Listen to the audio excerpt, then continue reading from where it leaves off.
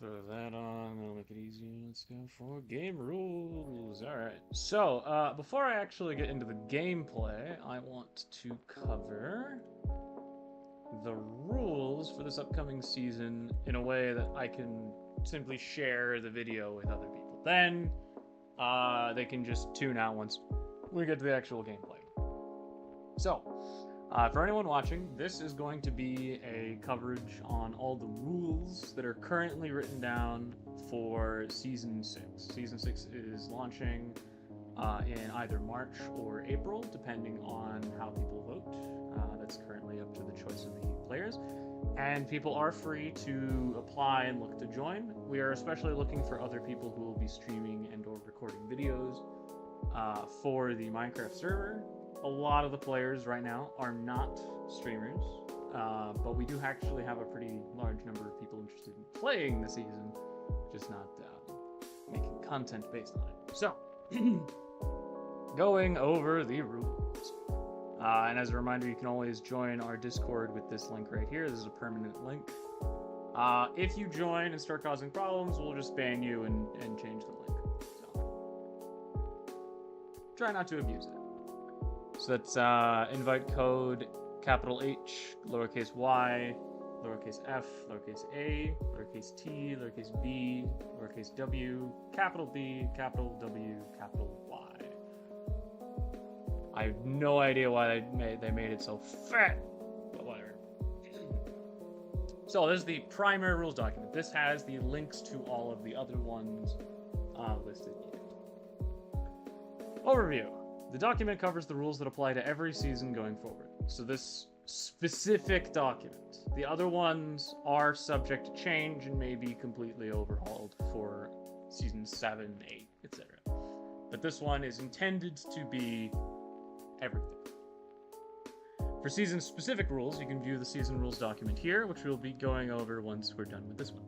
All season-specific rules document, past and present, will also be in the supporting document section, along with other current elements. So this is ones that carry over. So for instance, if we are keeping with the point shop document will remain in the game rules document. But if we abolish the point shop, we'll just delete it from this document. We're not deleting the original document, that will remain for posterity. And that section's just at the bottom of this document. Massive changes. Factions. So historically, we've always had a locked-in faction system. This is all the way back to season 1. The exact mechanics of that, they varied, but hadn't been great. Season 1, for instance, we had a faction that more or less imploded instantly because the geniuses decided to put themselves on an island that they built in the middle of the ocean and then walled themselves in with no resources, insufficient lighting, and just had a really bad time. So everyone from that faction, that was Credia, bailed. One of the factions, their leader could never get on, and that led to substantial issues, stuff like that. So we're not looking to force factions this time. So we will not have strict faction rules. If you want to make a faction, you can still do so using the deals or deals rule to form binding contracts with members of society. So explaining deals or deals, I know it's somewhere else in the rules, but I'll cover this now since it was mentioned. If you agree to something in writing, you are bound to it. You can make exceptions, you can write out, hey, you can exit this agreement by doing X. But assuming the contract is something that can be upheld, deals are deals. You're stuck to it. And this will be enforced by the mod team. Permanence. Nothing lasts forever, but Minecraft Legacy has typically scrapped everything, bar the seasonal win boon, which is also being reworked into the points mechanic. While this carries, what carries over is subject to change. Important builds, pets, lore items, and more may end up sticking around between lives. So what this means is, let's say you own a named wolf or a named axolotl or something that's very likely to be in the next season. We can just let you keep that. There's also going to be something in the points shop where you can try to get permanence on things like your sword or your dragon, and if it's possible, we can try and look into keeping it. That's not necessarily going to work, which is why it's under the speculative section, but you can give it a shot. Points. Now that they are a central mechanic, it's worth discussing what points are and how to get them. Every player will start each season with a number of points for every seasonal win. In this case, it is going to be 3, although that is subject to change. If they have none, they start with none, but can still visit the point shop for disadvantages if they want to buy something right away. The exact rules for spending points are detailed in the shop, but equally important is how to acquire more of them. Quests, as the most complicated method to get them, have their own section. Besides them, points are also awarded for quality roleplay. There's meant to be a capital P here. I've been trying to get all the keywords capitalized. Points are also awarded for quality roleplay. While rewards for roleplay will remain a mod team decision and won't be guaranteed for any action, the goal is to incentivize group activities, interesting gameplay strategies, compelling narratives, and cohesive builds. Particularly funny gags may also be rewarded, and any of those can award points as many times as feels appropriate. The roleplay submissions, you need to actually submit them, which is covered in this next section. So in order to get points, again, capital P, for roleplay participation, a record of it must be logged in Discord. 2 channels exist, with one being fully public and the other allowing submissions from anyone, but only visibility to the mods. Each submission will receive a vote from the mod team on how many who wrote this? Points it is worth, if any, and it will be left for posterity at that point. That one is meant to be lowercase. Actually, I can just... There we go. Any player action could be worthy of roleplay points. With larger events, and accomplishments will naturally garner higher rewards. Even simple conversations or small builds could be rewarded. We are judging your intentions alongside the scope of your actions, as our goal is to make this an experience where telling an interesting narrative is the optimal way to play. Submissions can be anything, from a video to a simple list of things that were done. It will be easier to judge, and thus rewarded faster, the more details and material provided. So, for instance, if you streamed yourself doing an event, you could just link it. Whereas if you're trying to prove that you did something insane, and there's no video of it, there's no evidence... Automation.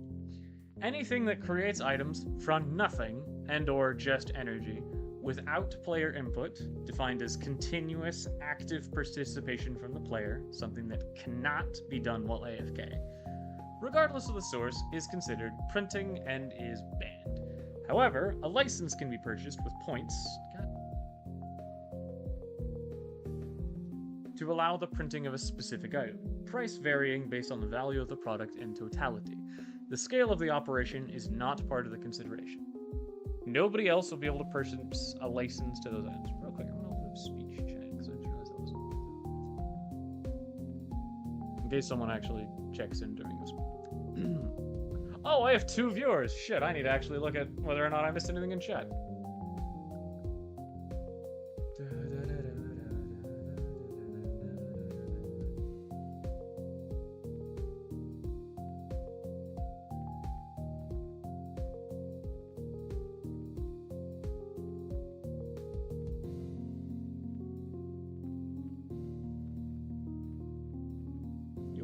You wanna work?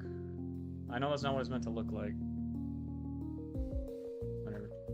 I'm just going to assume there's nothing important and go back to reading. So, while licenses allow for printing of the given item, example, cobblestone, an additional license would be required for any resources it is turned into prior to player involvement, i.e. grinding it into gravel or sand. Wow, I'm bad. So what this means is, let's say you have a cobblestone printer. You can throw it into your inventory and then throw it into a machine. But if the machine throws it into another machine, then that's still considered part of the initial printing. And you'll need an additional license. If a machine has multiple outputs, that is still authorized with only partial licensing. For example, shredding the gravel into sand gives you both sand and flint. If you destroy the flint before it touches a machine, here to just listen to your explanation of printing and licenses. Fantastic. Okay. So, I mean, I can go into more detail if you want. Licenses can only be owned by one player, but a written agreement, following deals or deals, can allow the sharing of the license. Documentation for who owns or is authorized to use which licenses can be found in this document. It is currently blank because the season hasn't started yet. Authorization can be removed at any time by the owner, assuming that deals allows for that. Ownership transfer requires contacting a member of the mod team, so that's something they have to involve with us. Energy production, including RF, stress, source, and other base inputs, is always authorized. Fuel converted into them is not authorized without licensing.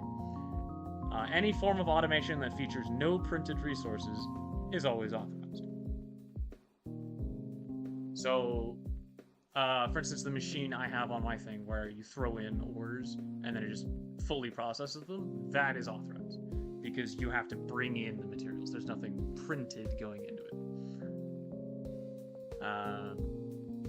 Alright, quests.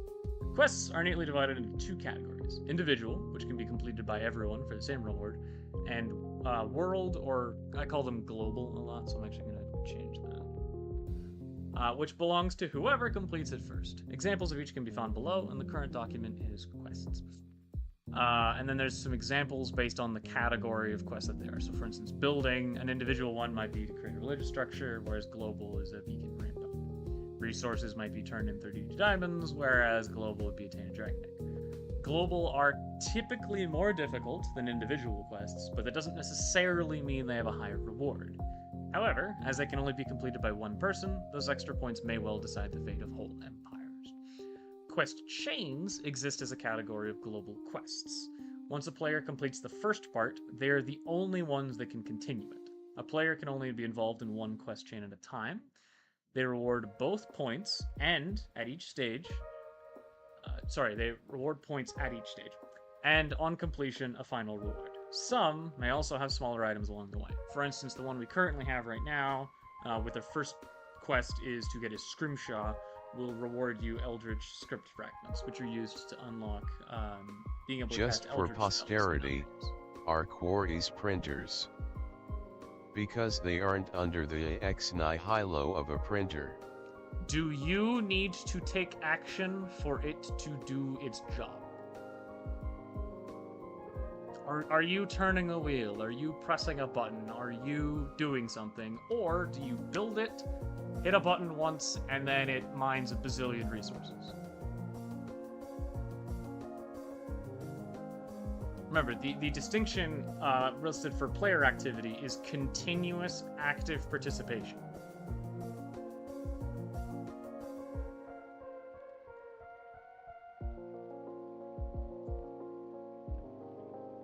Alright, so to claim a quest, submit proof of completion in the appropriate Discord chat. Quests are first come, first serve according to the submission, not the task completion, to better manage timeline monitoring.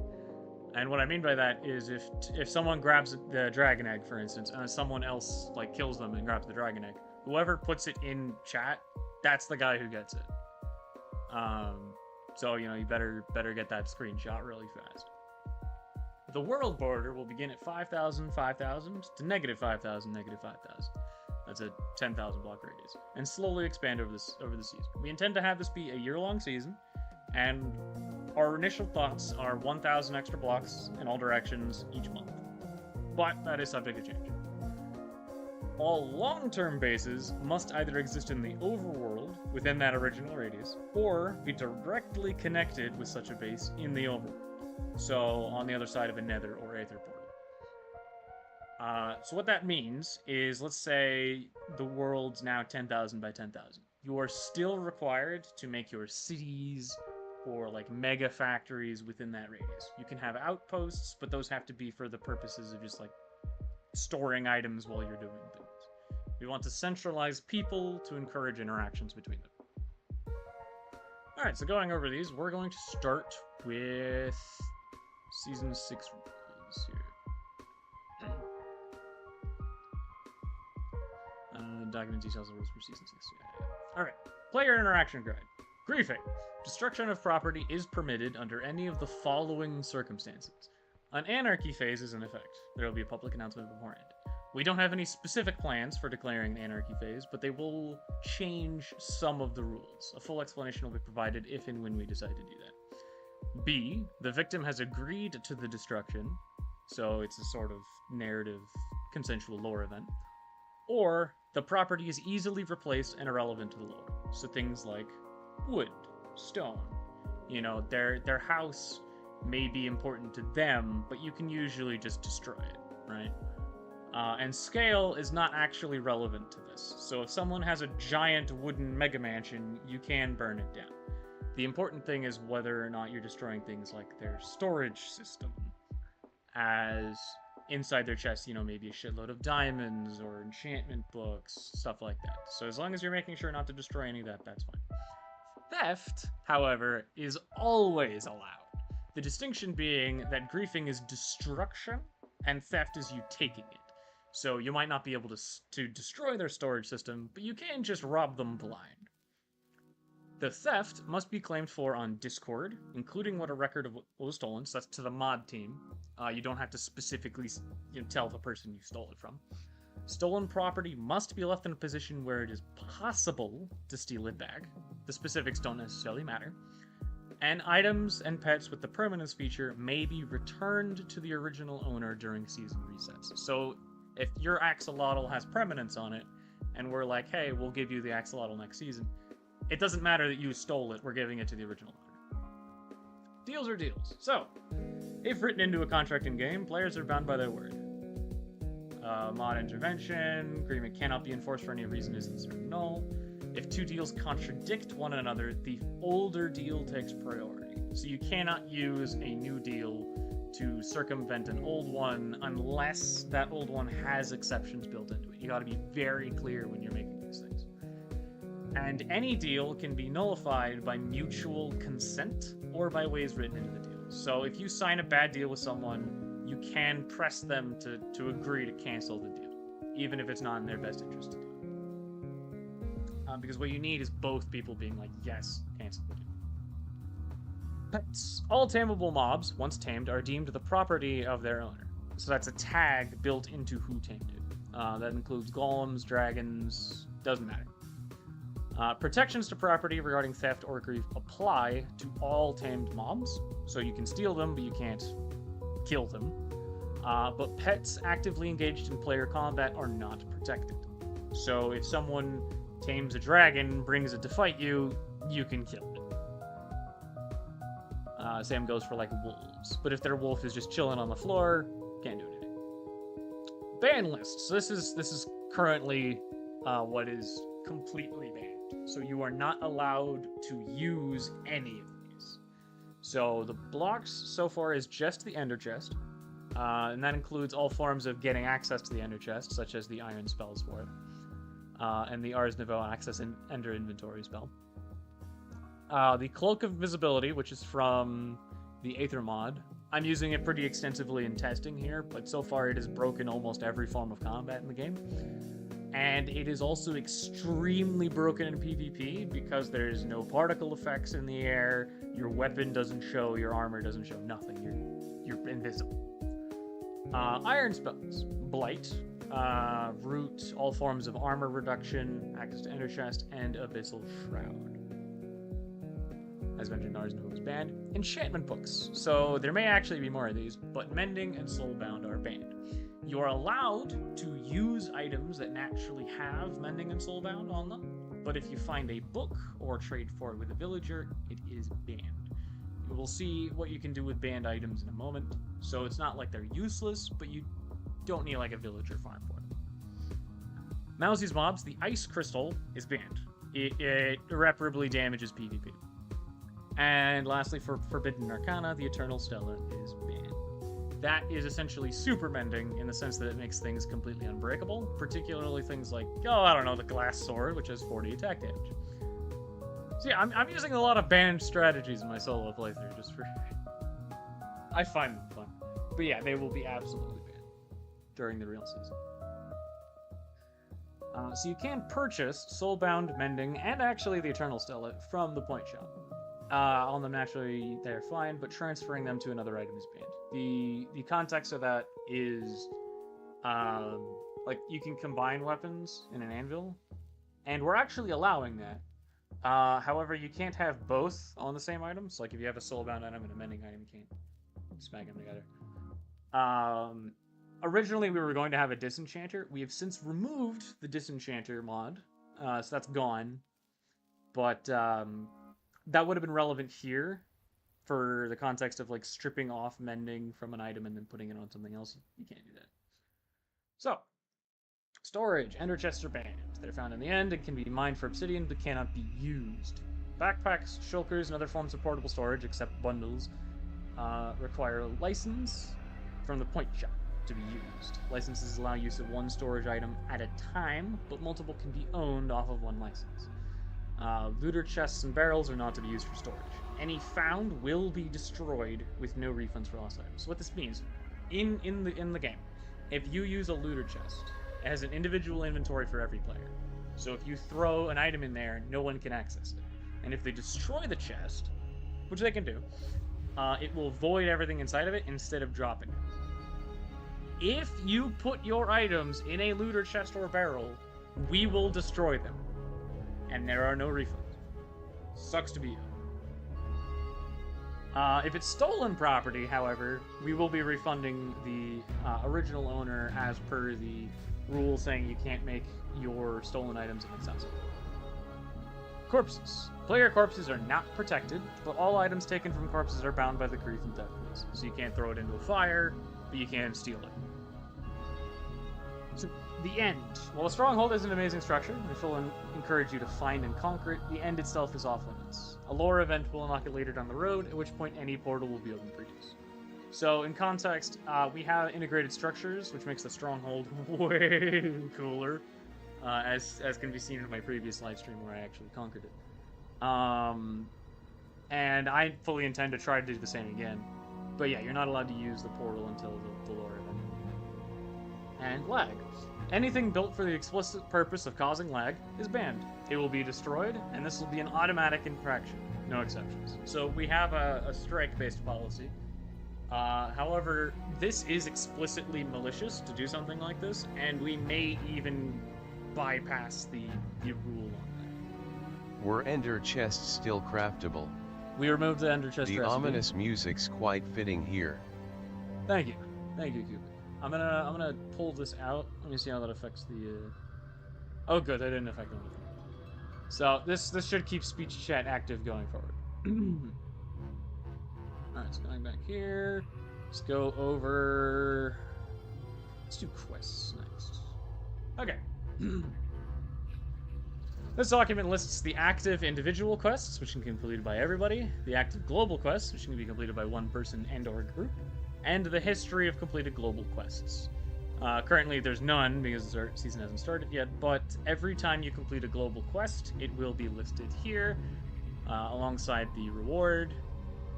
Global quests completed by a group will either have to agree internally on point distribution, or an even split will be enforced. That'll get really awkward if there's 7 points and 3 guys. A category of global quests, called quest chains, are limited to one person. Whosoever completes the first of those will be able to do the chain, and one will be up at all times. So what that means is if someone starts the quest line, another one will immediately start, but there will only be one open quest chain at a time.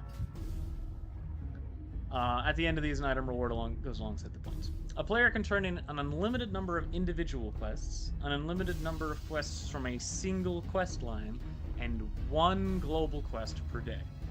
After completing or abandoning a quest line, the player will be unable to start one for 7 days. Time is calculated from the last Discord submission. Abandoning a quest line places the quest back on the list for anyone to pick up. To do that, simply message a member of the mod team with your intent to abandon. And that might be relevant because some of the quest lines are going to have stuff like kill a warden on them. And, well, actually that's a global quest, but like difficult tasks that you might not feel you're able to do. So, going over the individual quests. Ban tax. Turn in a banned item. So going back to the ban list, let's say that you have an ender chest. You used Silk Touch to pick one up off the end. You can turn that in for a point. But if you pick up another one, you can't turn it in again. So there's no reason to do, say, a mending villager and just turn in 100,000 mending books.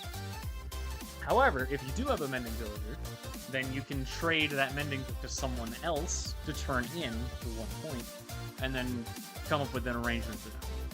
So manufacturing banned items is still useful, it's just a lot less useful. You're a wizard. So this quest is not just a free point, essentially, but also a reminder that you are allowed to use scrolls. We'll go into that in the point shop, but there are restrictions on item usage. You are allowed to use the scrolls. Dark, Darker, Darker, Slay a Warden, Slay a Wither, tune in a Brass Bullock. Enter and escape the After Dark dimensional line. So, After Dark is a mining dimension. I'm gonna change this song. Let's go with Glorious Morning too. Alright. Getting in and out is actually relatively simple, but does require you to find a deeper dark. And then like loot it for these crystals that let you activate a transporter. Getting in and out isn't hard, but you can die, you can get lost, and if you don't know what you're doing, you can bring one item to activate a portal and get trapped. So it kind of sucks. I have become death, nuclear weapons. So there's actually 3 that I can think of. There's the nukes from... Didn't we axe the After Dark? Oh, I think we did, actually. You're right. Let me check.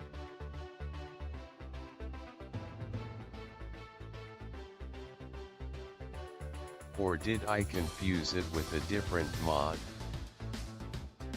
I mean, we got rid of a bunch of dimensional mods just because we could. But I don't know if we specifically got rid of the After. No, the After Dark is still in there. Nuclear weapons. So there's 3. One of them is locked behind a point purchase in the point shop, but the rest of them are accessible. You can complete this, and you don't have to use it. You just have to acquire it. So if you have a nuke, that's a nuke. You can pass that around. Though you have to, trust people not to use it for. Twilight Princess. Kill a Twilight Forest boss in a castle. So there's actually several of these. There's the Lich, there's the Ice Queen thing. I think they got rid of the Imp. So that's gone. There's 3, right? The Urgas. Die to the Void. Build a seafaring vessel. So this is not a boat.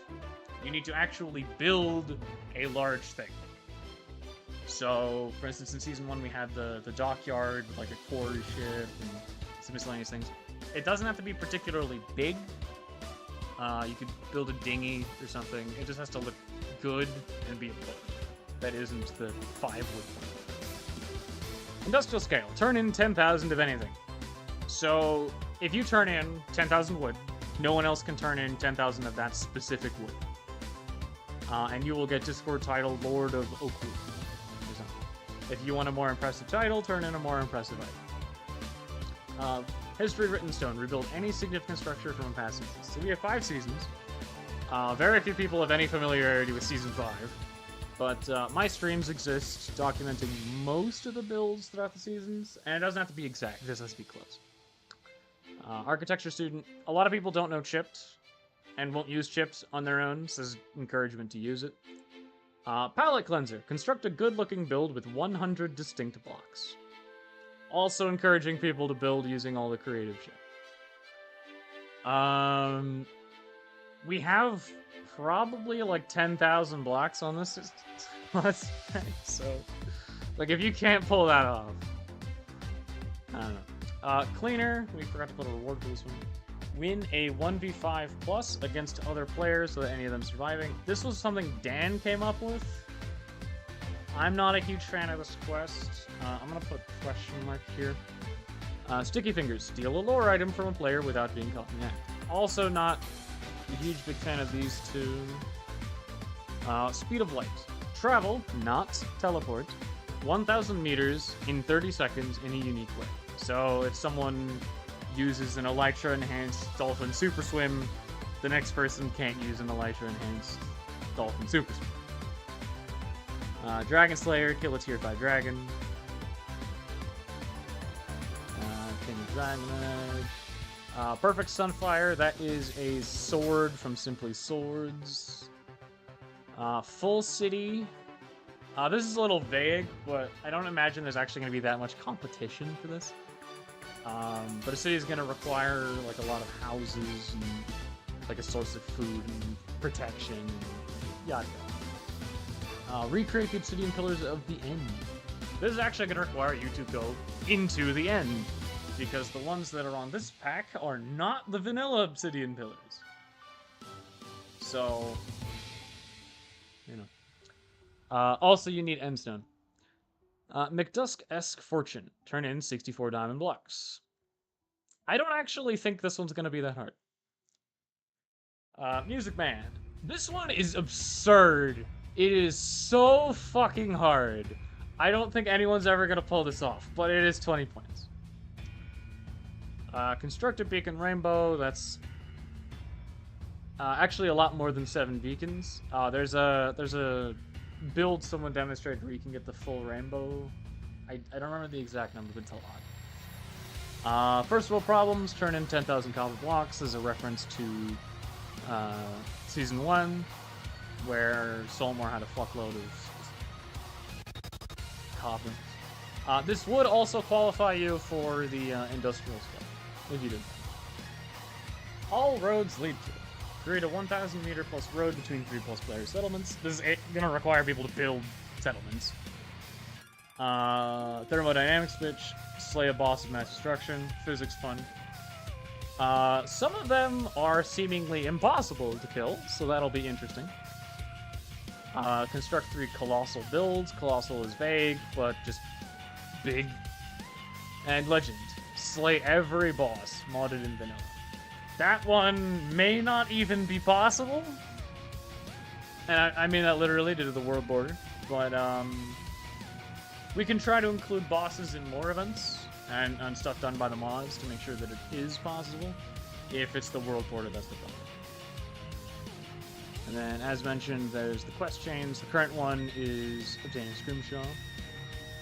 We have these elemental combinations, which are based on the elements we categorized all of the Simply Swords weapons into. So each elemental combination is what the questlines are going to need, not the single elements. So there's going to be a pool of weapons that you can get as the final reward, alongside the points and whatever minor rewards are on that. There's the current quest chains, the global history, and that's the end of it. Lastly, there is the point shop. So, purchasing. All purchases are conducted through DMs with a member of staff or through the Point Purchase chat on Discord. We encourage you to use the Point Purchase chat because if you message one of us, we'll just put it in the Point Purchase chat. I did that for Ken, for example, when he submitted this. The player points document tracks the current points and total points of all players, does not list what they spent. There is a mod version of that document that does say what they spent it on, but that's not going to be publicly accessible. Players may request disadvantages, which confer a negative penalty in exchange for points. Unlike advantages, which are only removed at the end of the season, so you can't go back on them, disadvantages may be bought off for the amount of points gained from equipping it. So, glowing, for example, gives you 1 point for picking it up, so you can just spend a point to get rid of it. Changes. Balance is a complicated subject, and it's inevitable that changes may be done for the system or prices. In the event of a large system change to an advantage, the players will be offered a chance to refund their acceptance. Both refunds on disadvantages and price changes on either may result in a player entering the negative on points, which will be allowed only by this means. So you're not allowed to go into debt unless it's because of something legal. And while far less likely than a change in price or value, it is still possible that a given feature will be removed entirely. If that happens, refunds will be automatic and negative balance will be allowed. Receiving. Stat changes, potion effects, and mechanics-based blessings/curses will be granted via the Origins mod. Each player will receive an origin tied to them and them alone, which initially does nothing, which will receive powers to accommodate any changes. Abstract purchases, like licenses, are not physical objects and are valid upon payment. Items will be given by a member of the mod team directly to the purchasing player in-game. If you receive an item, let's say a pickaxe that's like crazy good, you are responsible for keeping it. If someone steals it, that's on you. Investing in lore items. Once the season has started, specific items can be named as lore items. This costs 2 points to do. At the end of each month, any lore item that has existed for at least 14 days awards its current owner 1 point. The current owner of each lore item is tracked publicly, though the specific location is not required to be made public. In order to get the point, a screenshot must be provided of the owner holding the item, so locking it in an inaccessible location is not allowed. That is to prevent people from finding some loophole and then just saying, yeah, I've got it. No one's stolen it yet. Advantages. So I'm just going to ignore this because I assume everyone knows what an advantage is. So you can get stat changes. Bonus hearts, bonus damage, bonus attack speed, armor toughness, decreased size, which is an advantage. As long as it doesn't decrease your like speed or jump height or anything. Because it makes your hitbox tiny, lets you fit through more spaces, that kind of stuff. And increased block reach. So to clarify, that is not entity reach. You will not have a longer attack range. This is boosting your ability to place blocks and break blocks. Potion effects. Speed, which is amazing. Water breathing, Dolphin's Grace, Night Vision, Resistance, which is limited to Resistance 2. Saturation, limited to Saturation 1. Haste, Slow Falling, Fire Resistance, and Luck. Saturation is broken in terms of normal gameplay mechanics, which is why it's A, 25 points, and why it doesn't stack. If implemented properly, it's effectively also regen 2. And you'll notice the regen is not actually on here. Neither is health boost or what is the one that gives you golden hearts? Absorb. What is it?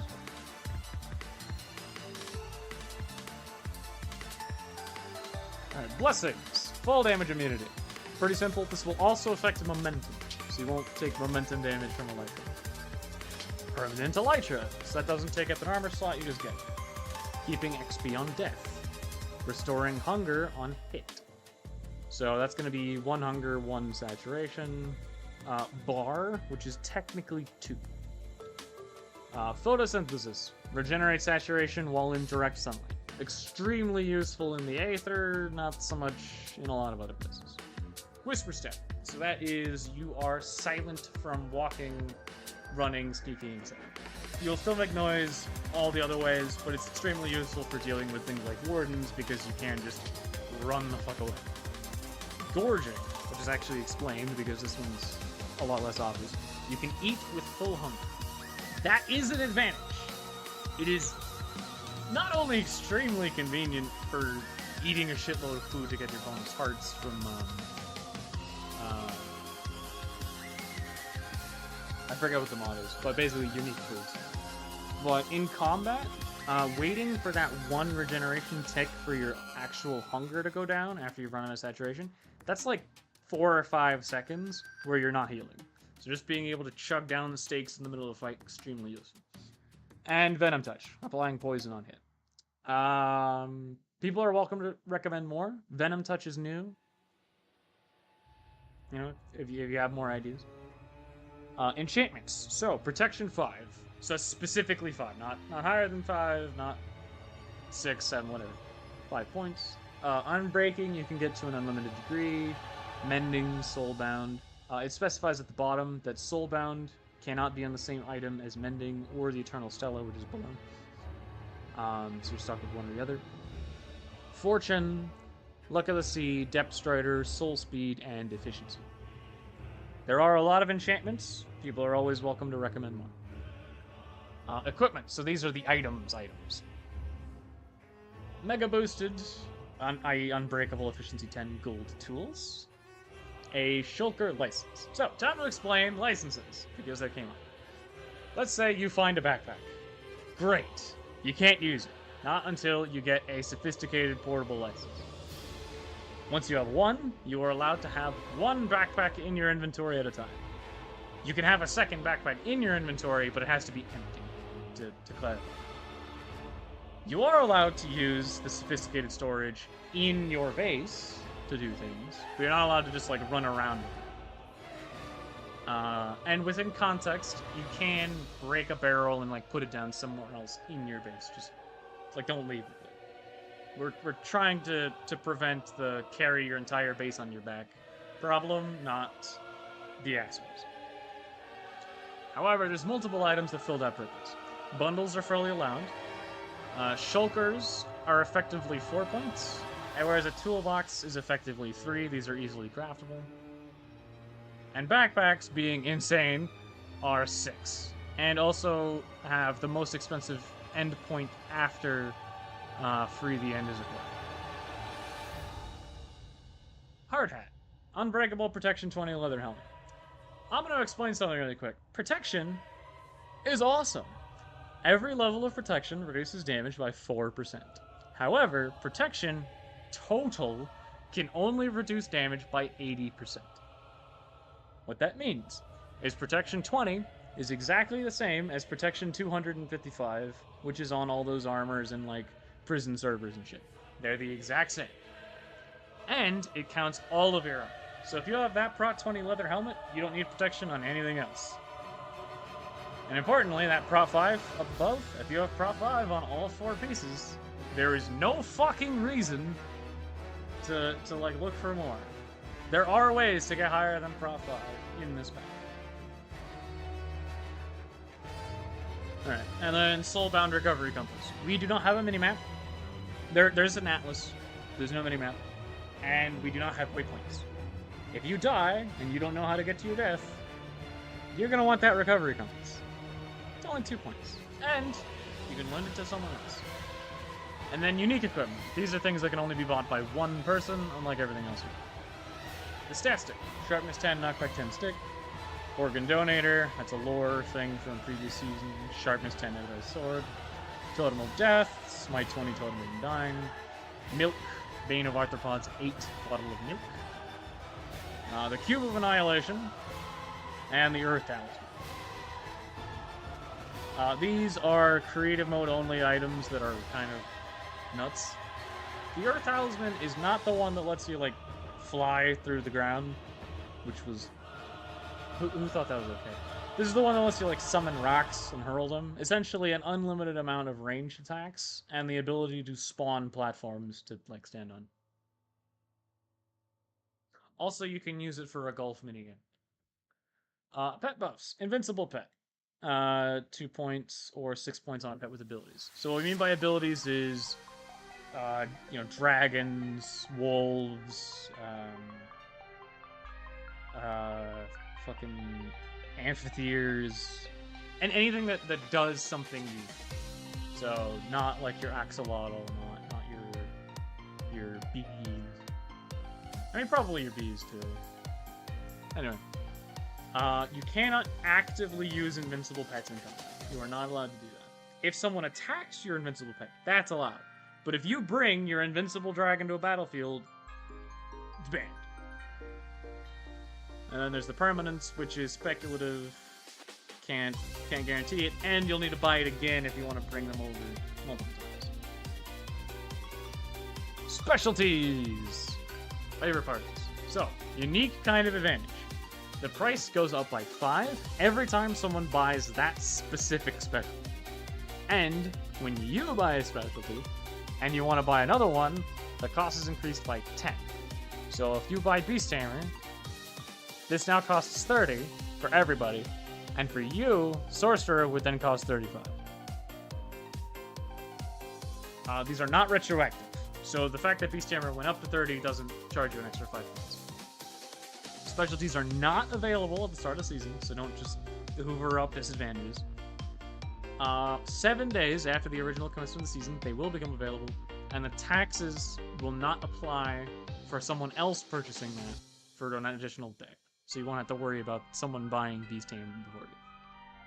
The currently existing ones are Beast Hammer. Allows for the taming of ice and fire and Mousy's mobs, and the use of chains. So that's specifically the chains that allow you to just trap a mob for 6 iron. It's insane. It's great, but it's broken. And we're locking it behind Beast Hammer. Sorcerer allows for the use of iron spellcasting items, scroll crafting, and arsenal. So that is imbued tools, spell books, making your own scrolls, and everything to do with arsenal. The scrolls from irons are usable by everyone. So if you make one, you can sell them. You just can't use the books. Nuclear Engineer allows for the use of tech from electrodynamics, ballistics, and nuclear science. Shouldn't need that much explanation. Infuser allows for the creation of rings from Rings of Ascension and irons. So, the irons thing up here does not let you make rings. And neither does, like anything else. The crafting recipes for Rings of Ascension and irons require you to use the Infuser specialty. You can find them and use them, but you cannot make them. So if you want specific ones, maybe hire an Infuser. And lastly, Trophy Hunt. So there's a lot of bosses, so this requirement to kill 3 unique ones to get credit. Pretty easy. For a little bit. But you're gonna run into problems with bosses that don't respawn, so if someone gets to them first, that's an issue. You're gonna run into issues with bosses being really hard, but you'll get unique advantages.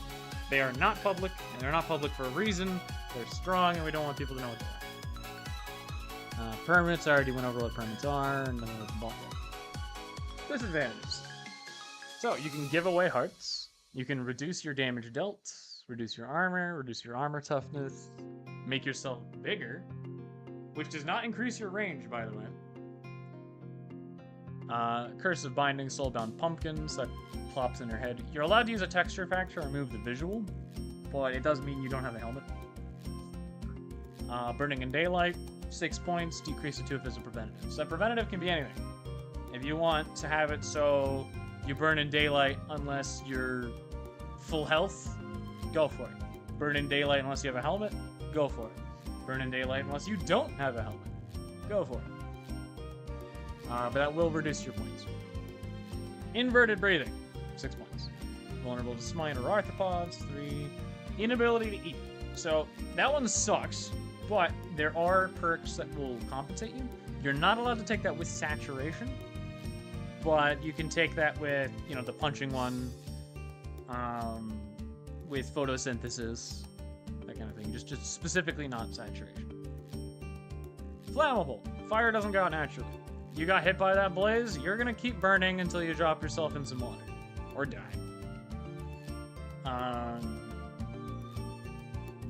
That was actually not that big of a threat, which is why it's only worth 2 points. It'll be extremely annoying early game if you want to go to the nether, but fire resistance rings are common because there's 2 of them. And they can spawn in like random chests in villages and ruined portals and mine shafts. It's not hard. Harder core. So this is based off of UHC, natural health regen disabled. Some guy wanted to get that with saturation, and I was extremely confused. But yeah, you will need to use potions or some sort of direct healing effects to benefit. Insomnia, can't sleep. Exhaustion. So you can boost how fast you lose hunger. You'll notice that there is no other version like the opposite. Potion effects. 4 points for slowness, which goes to 10, or otherwise increased by 6 for slowness 2. You can only get slowness 2.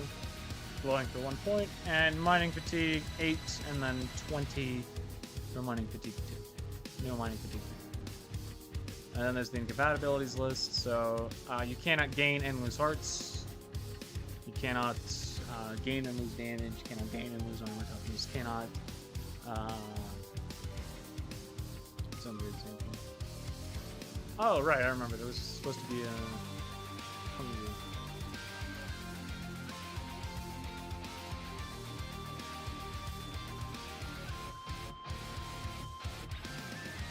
That's boost now. It's not that like.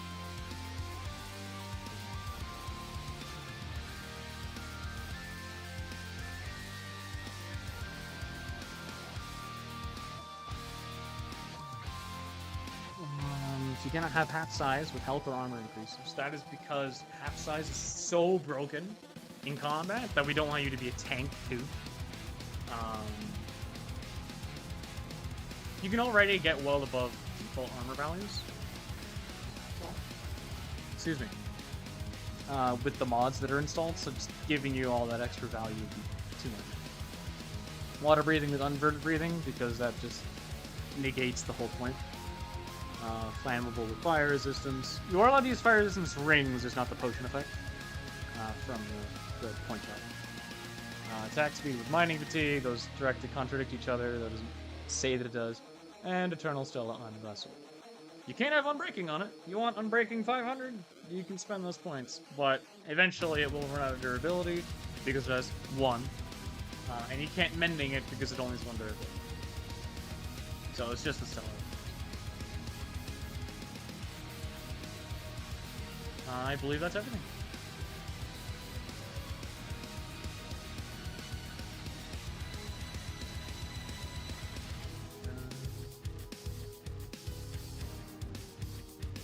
That is everything. Alright, so I'm going to go use the restroom, and when I come back, I'll get back to playing.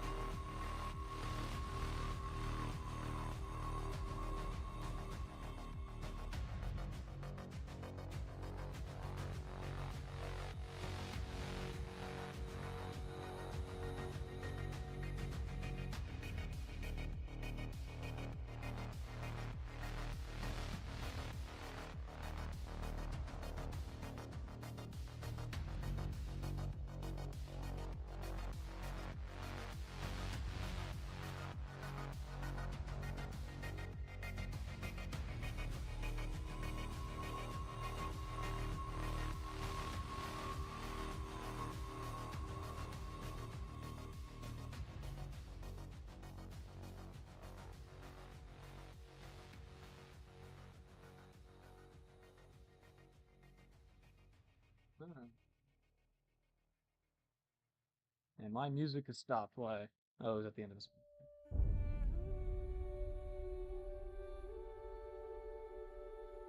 Alright.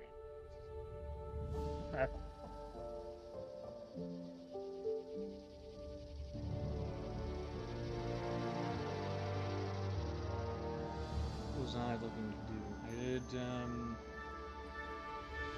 oh, the magnetic caves. That was next on the docket.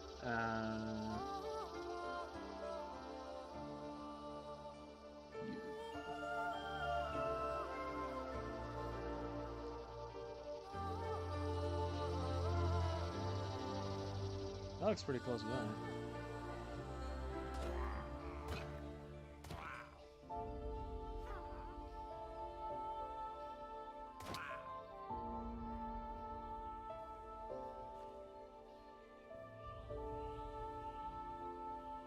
Oh wait, do I have one of the warp things?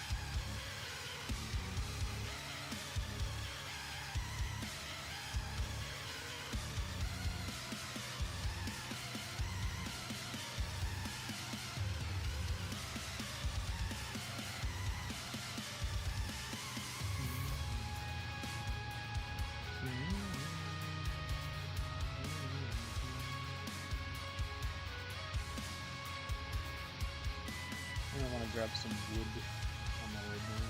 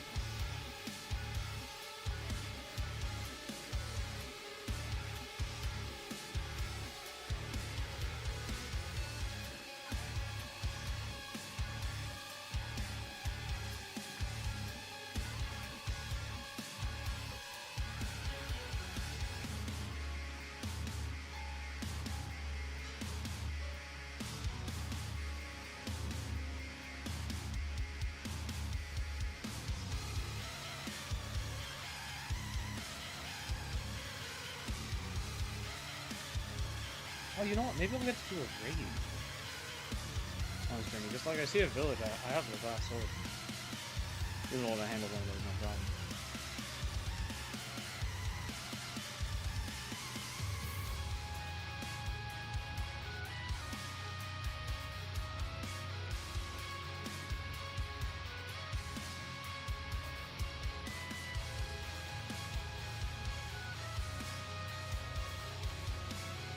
Hey there, buddy. you want to just ignore me, that'd be great.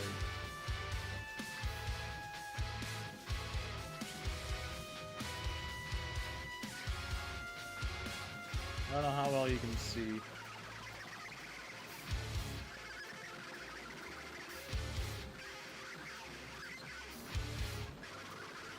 No, it's not chasing me.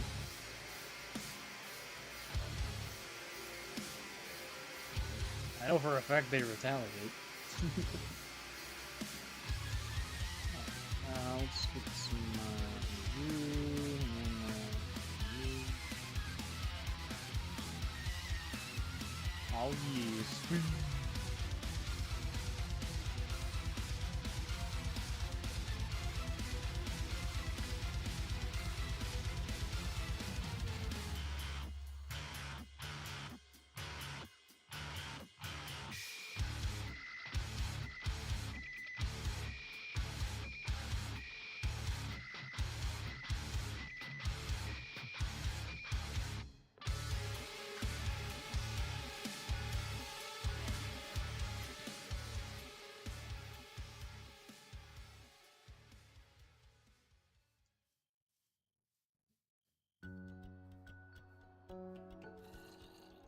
These fucking mountains, man.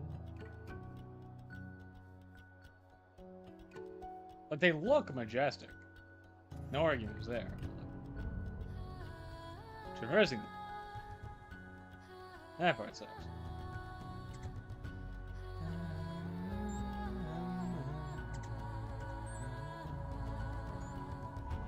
Oh, maybe I can get some more Edelwood here.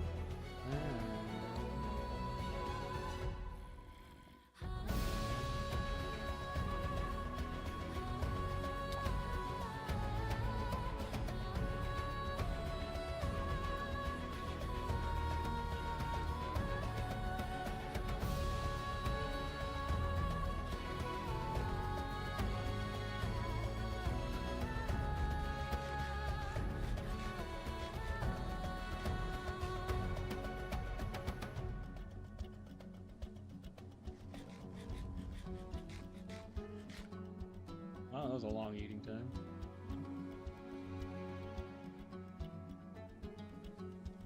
Oh, you know what? Let's get out the grappling hook just in case I sink down somewhere.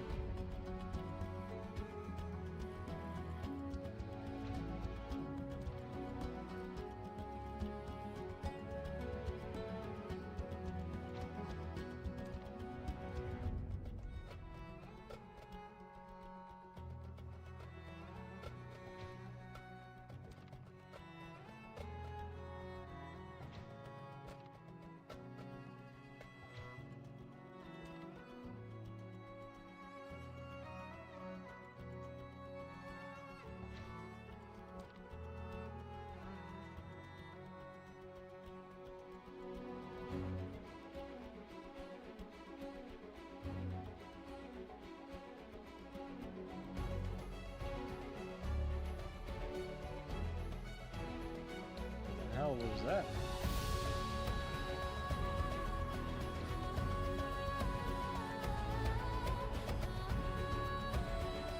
Like a raptor.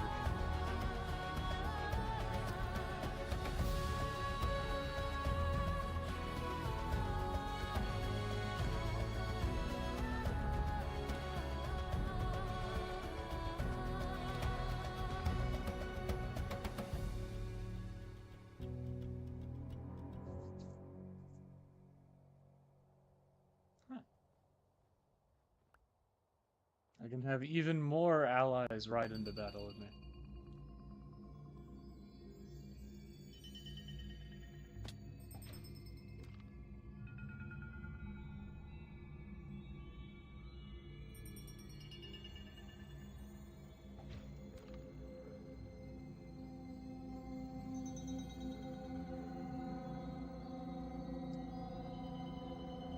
or hit any powdered snow, so that's good. Makes my life a lot easier.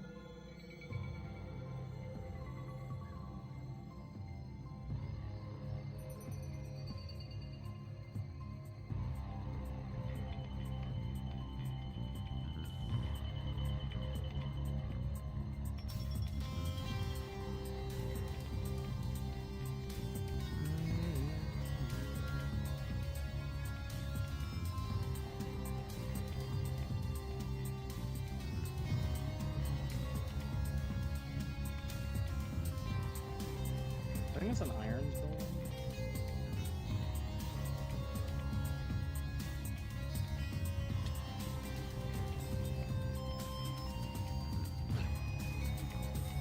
Well, that should be fine, right?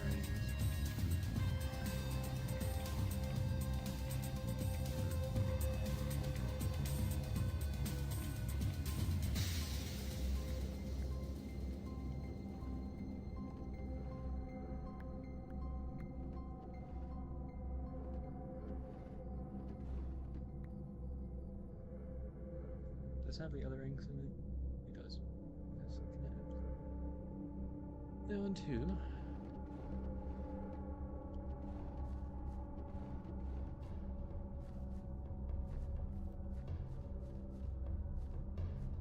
around the perimeter. There's gonna be more guys outside, but I'm really worried.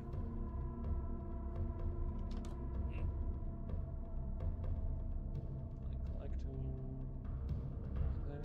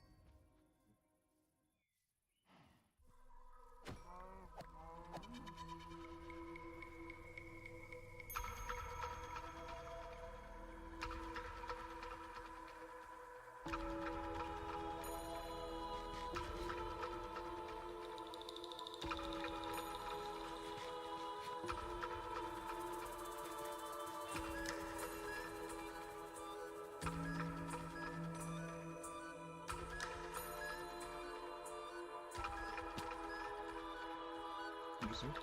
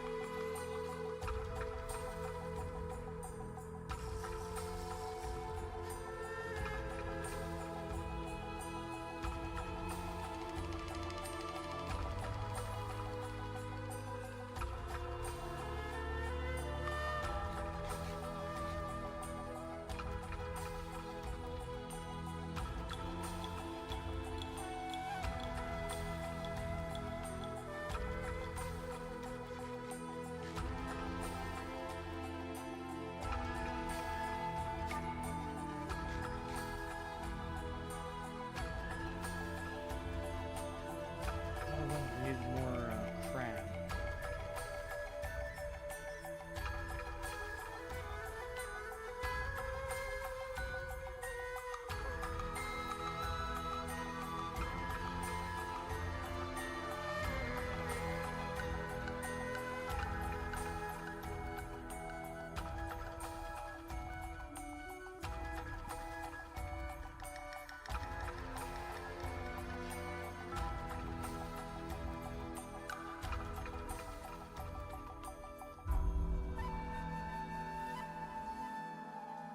Any crabs feel like saying hi?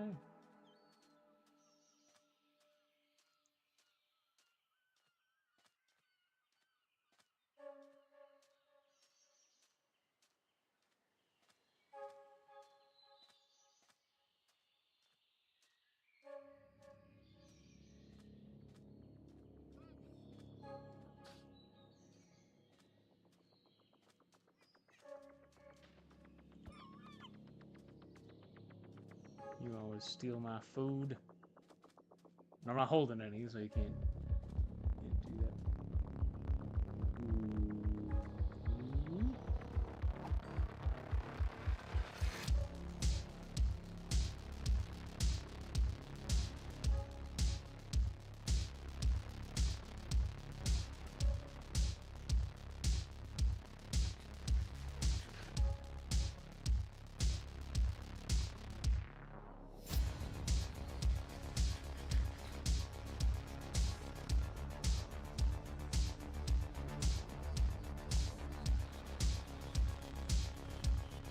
You're kidding.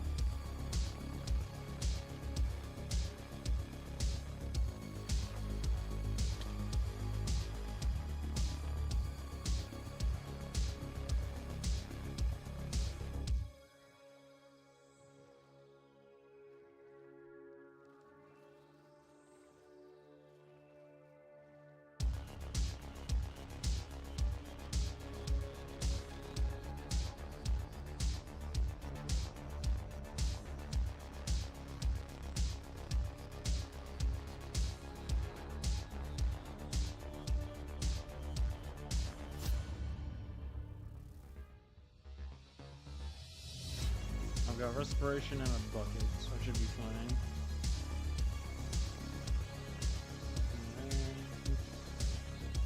There should be a natural entrance somewhere. An intended way.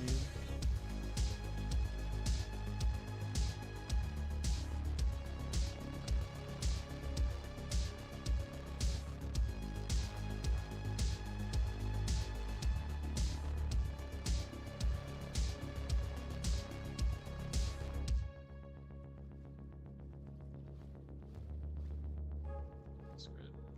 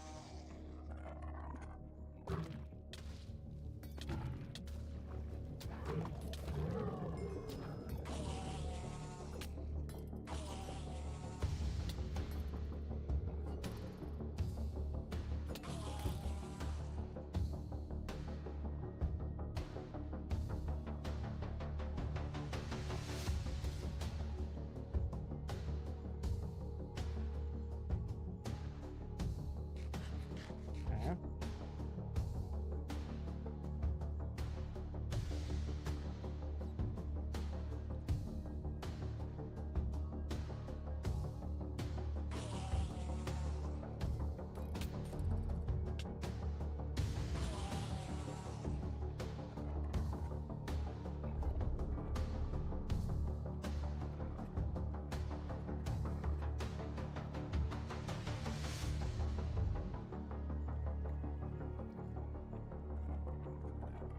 Well, I found the intended entrance.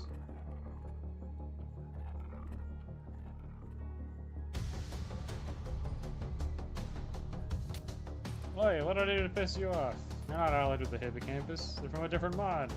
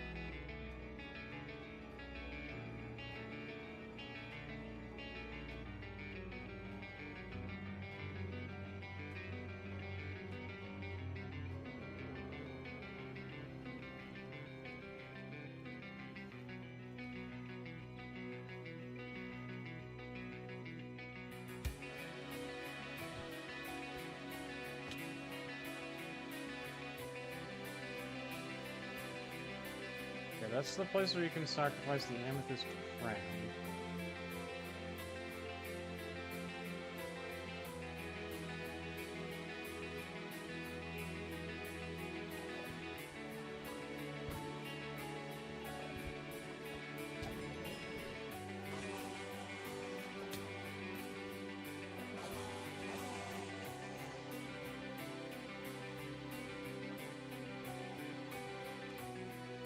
That's nice.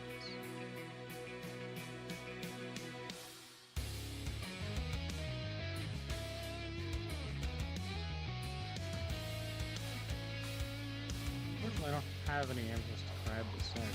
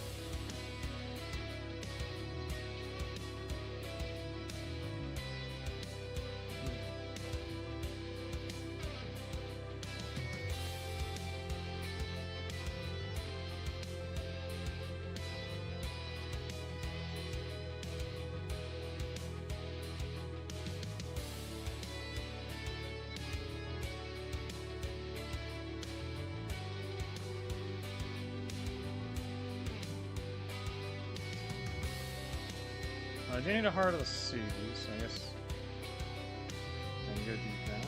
Do I have any Nautilus shells?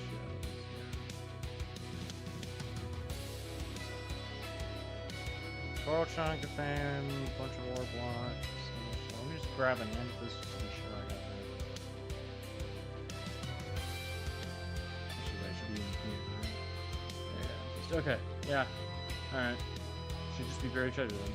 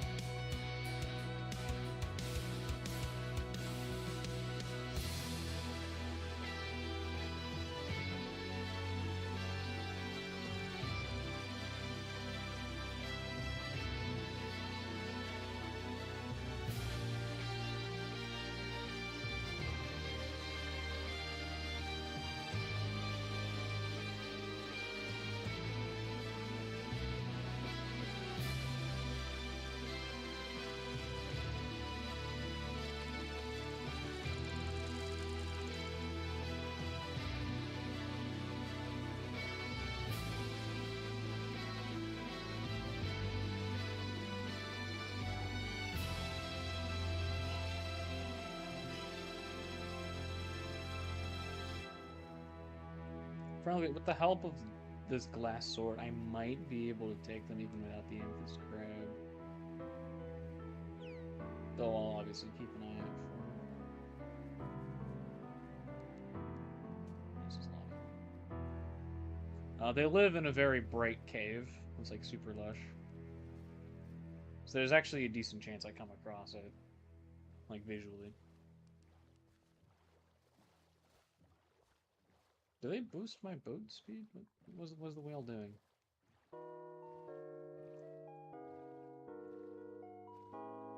Also, I don't see an X on this map.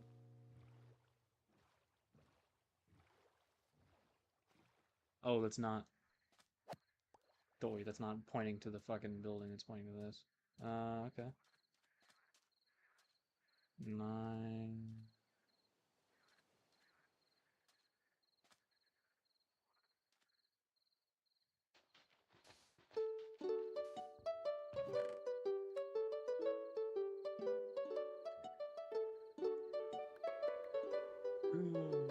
Ooh, okay. I'll take that for this fight.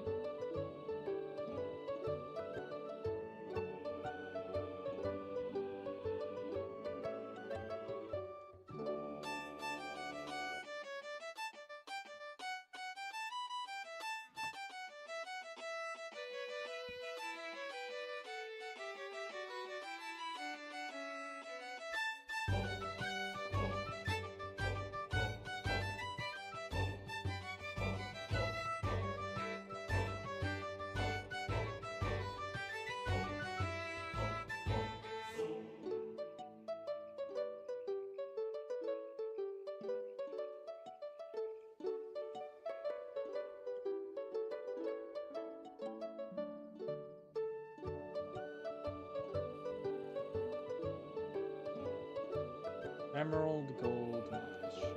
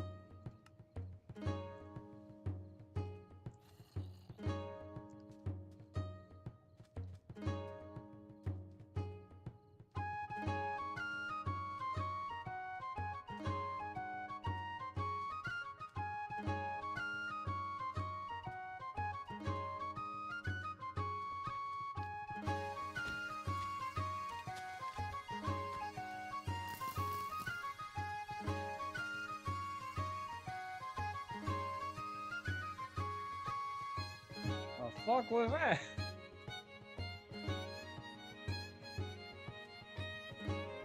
Is that a Jirogamo? That is a Jirogamo!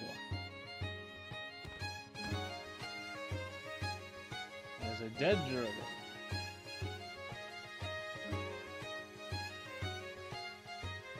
Still no sign of those cooking cards.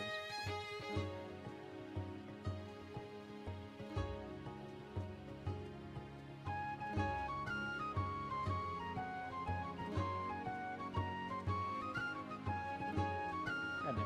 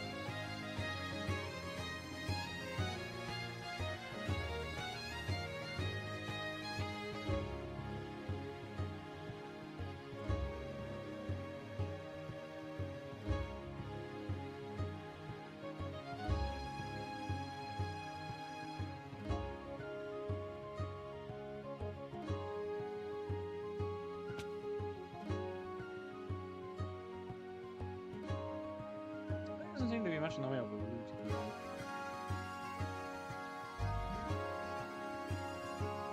Oh, that reminds me, I need to check to see if Seep does these journals.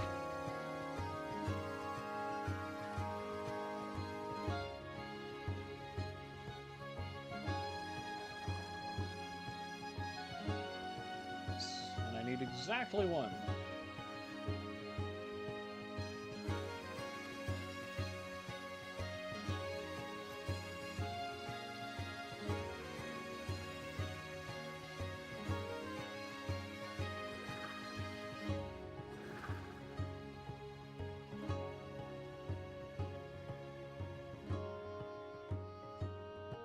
Okay, let's get you out and golden out.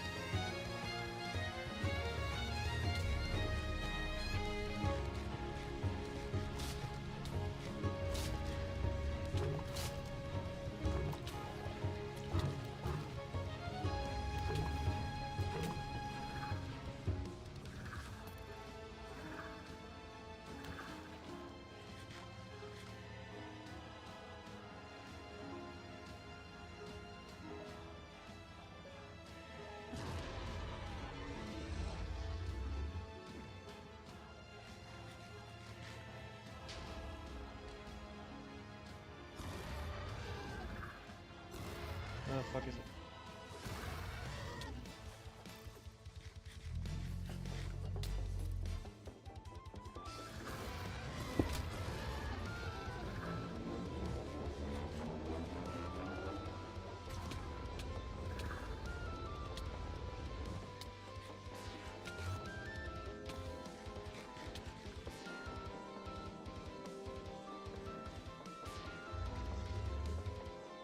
I should probably get out of God.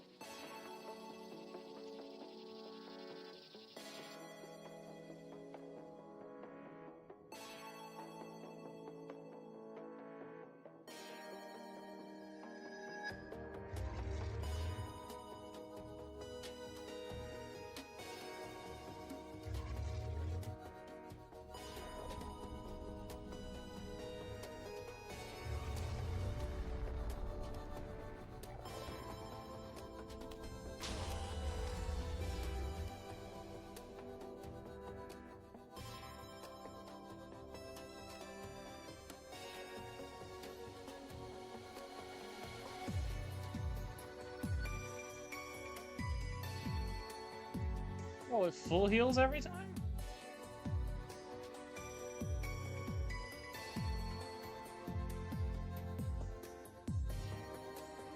That blows. How do I get the crab?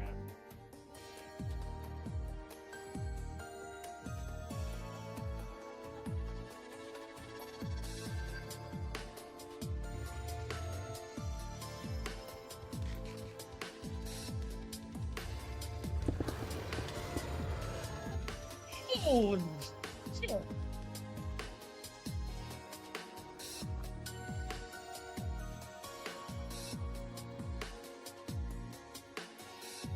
Why did it do so much more damage than last time?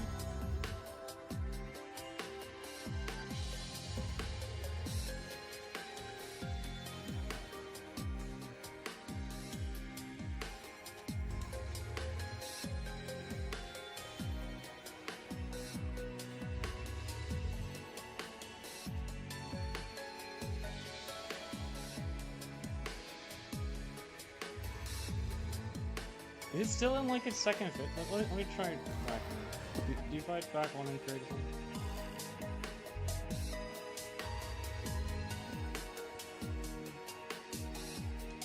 Okay, how about let's call it wolf protection. I only have let's get the crab.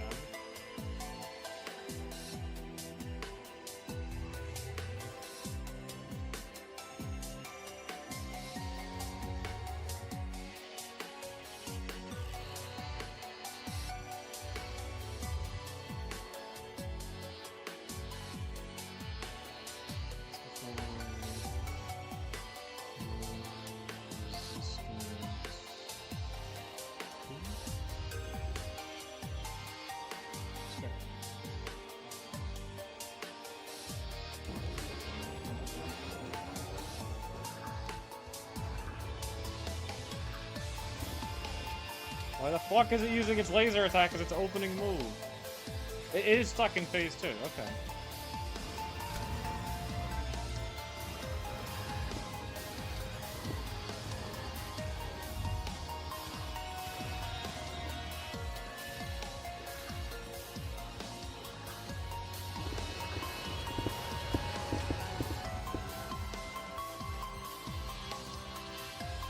Okay, let me Google how you make the fight this thing, because that is ridiculous.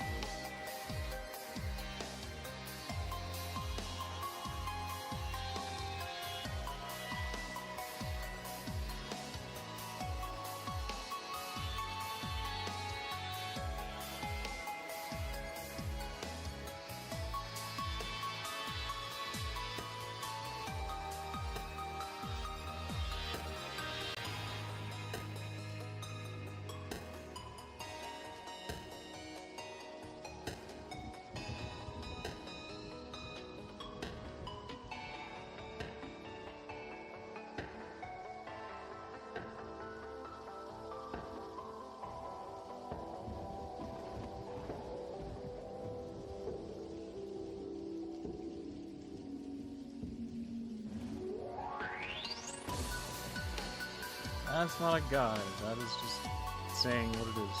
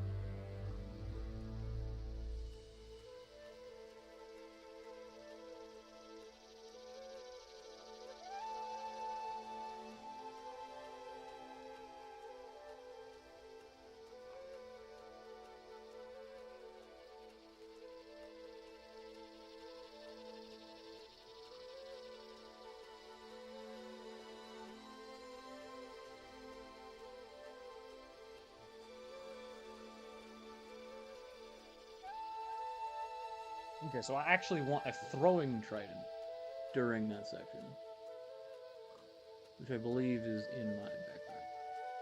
Unless it's that one. This is it. Hello. Who is saying hello? Mooney! Hello. I am getting my shit rocked.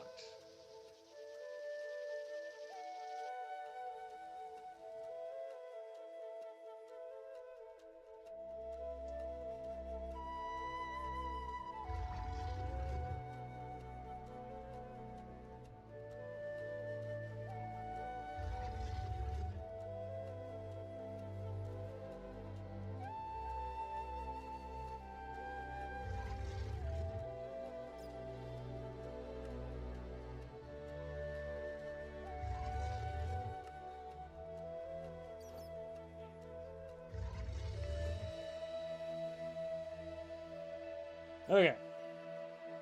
I may or may not have woken up from a nap. This is gonna take a while. I'm just gonna kind of stack these.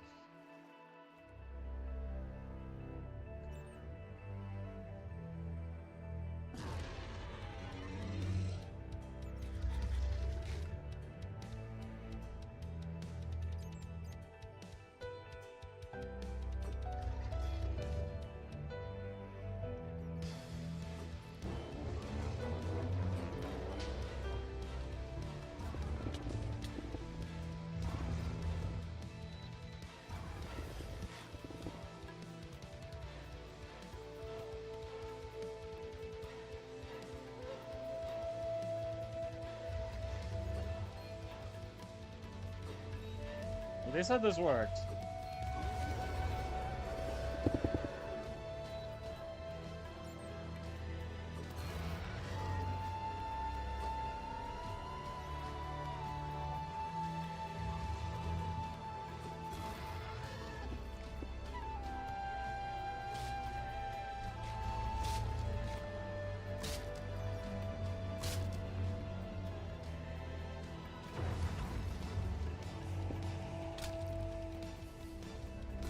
I'm in water!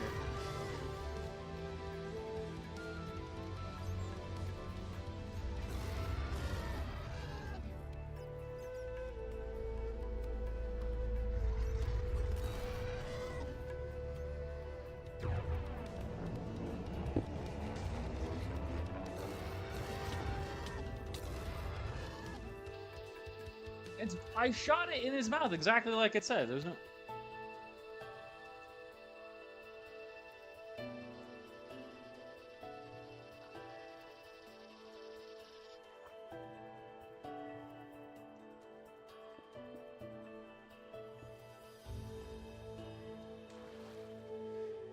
Yo. How's it going, T? I am getting my shit rocked. That's how it's going.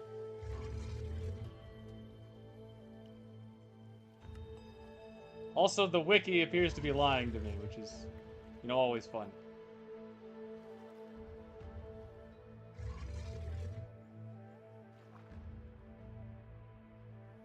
Oh, another free trophy.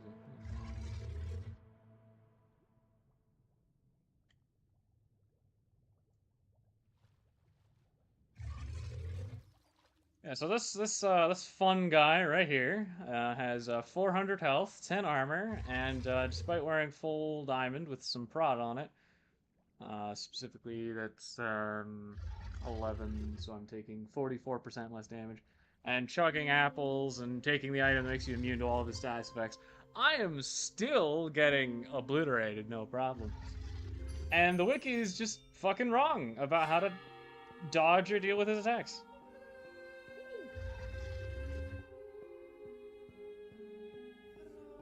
But the good news is I can't just leave him be. I'm gonna give this one more try before bailing on it entirely. And I'm going to cheat. Give her resistance. That is resistance 5. I need... maybe that is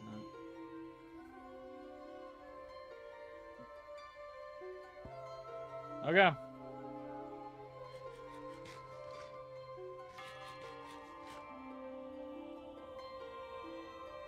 Not that bad of a boss, huh? Yeah, no. If this doesn't work, I'm just gonna stop. Go do something else. This is supposed to be the deadliest boss. Not the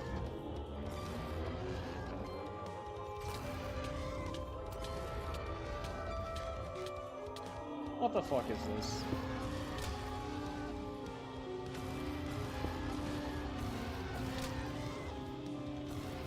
Not the tankiest, but the deadliest.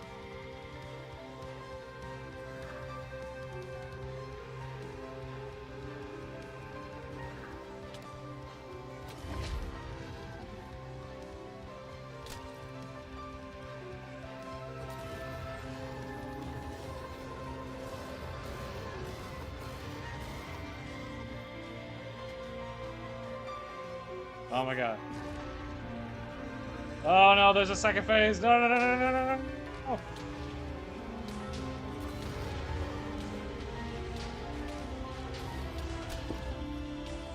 Come on, come on. For anyone wondering, by the way, it is actually possible to get Resistance 5 on this mod pack within a set area, so this isn't...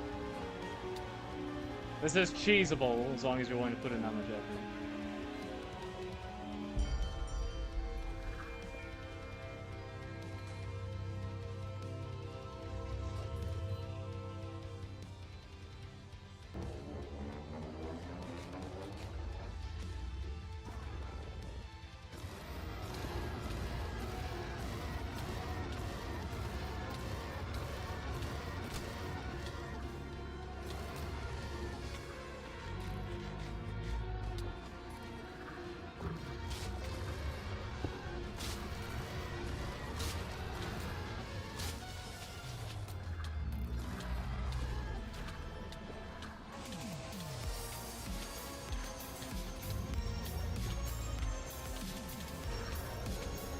Ugh.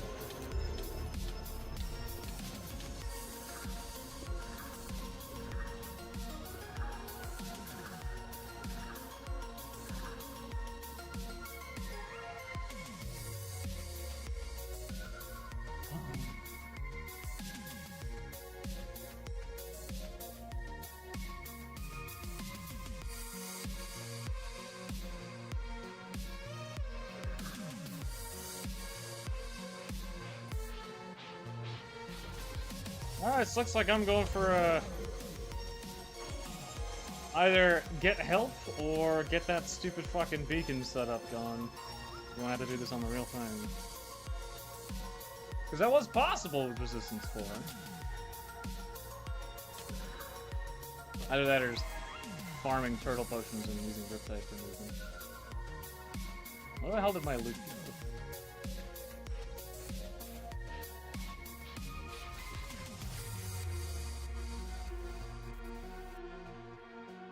Pick it up? Oh, I did pick it up.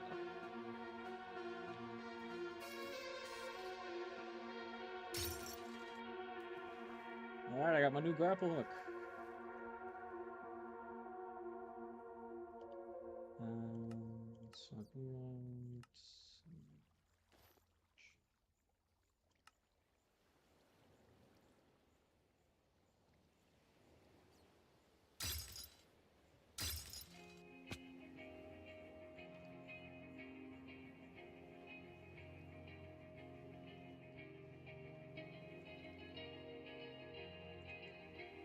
Oh, I didn't even want this.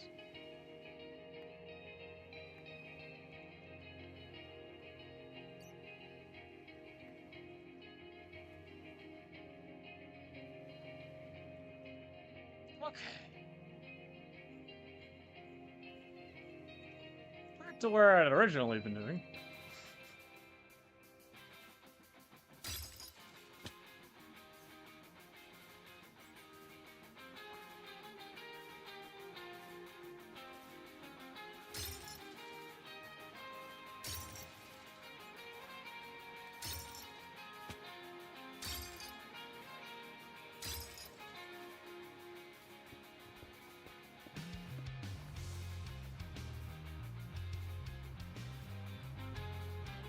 Do I have a Dolphin's Grace?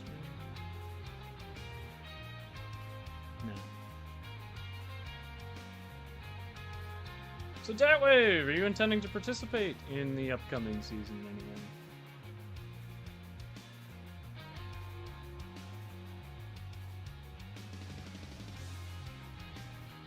You'd certainly be welcome.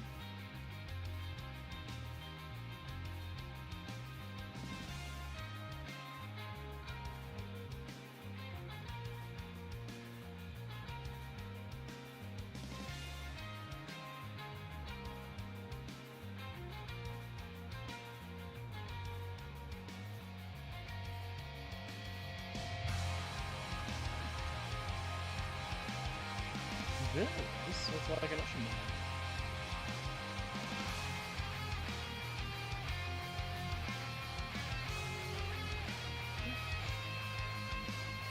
Couldn't have waited for me to break one block.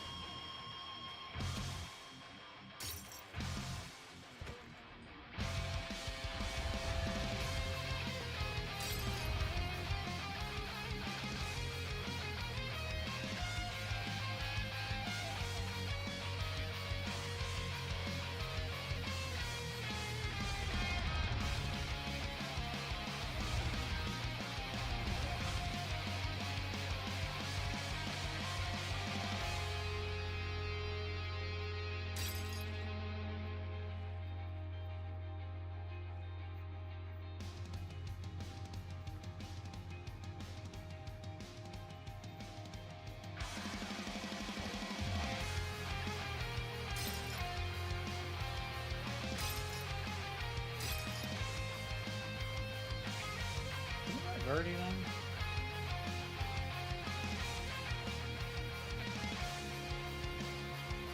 Yeah.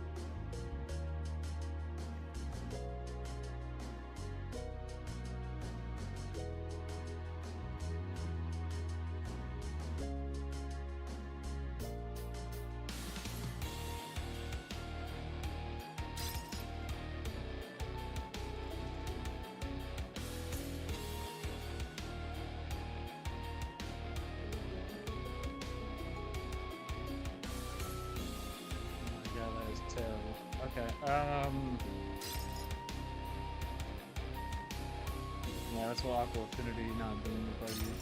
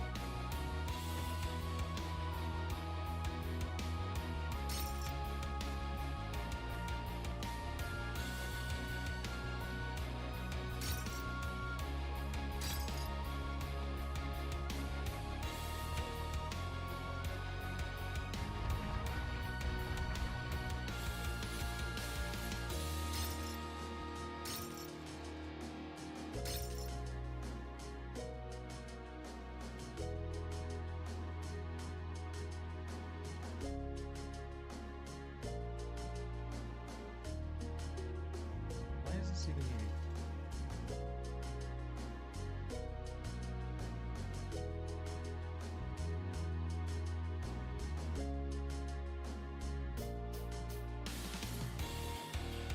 Okay, so there is a maze here. This is the part I had access to.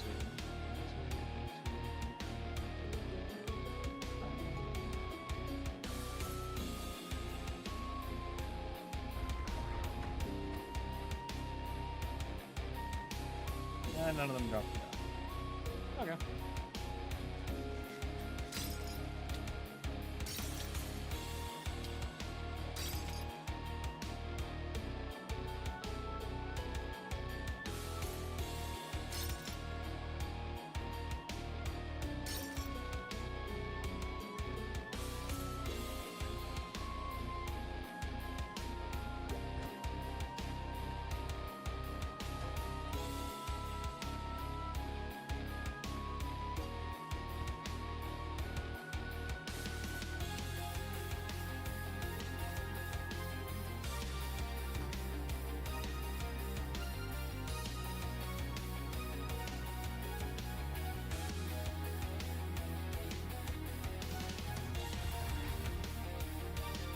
This is the primary entrance.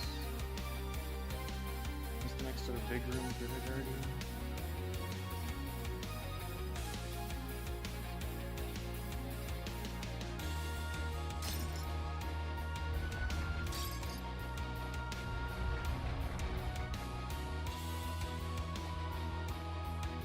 Ooh, lag.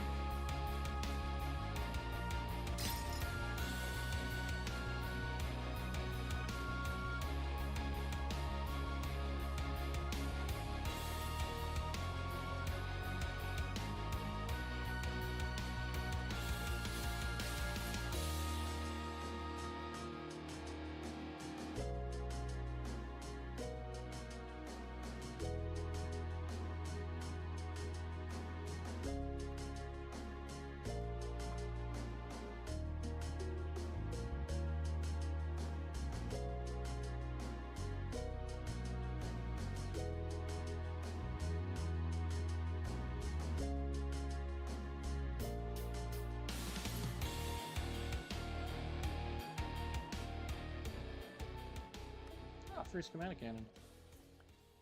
That would have been nice. You've waited so long for this, haven't you? I enjoyed watching you all writhe in agony from your seats. Complaining. Demanding. It was quite entertaining. As a reward for being such obedient little creatures, I suppose I'll give you a taste of my power.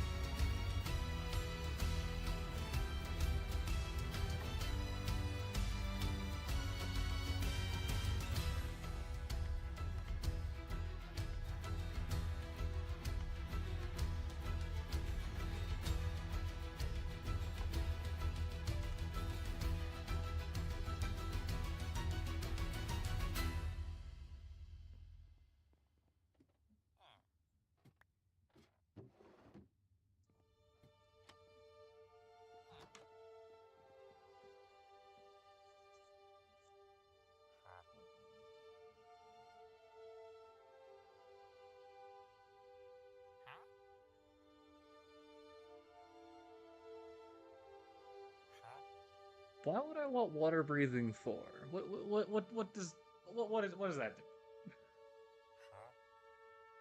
Well, getting access to more turtle shells is a really useful trade for you to have.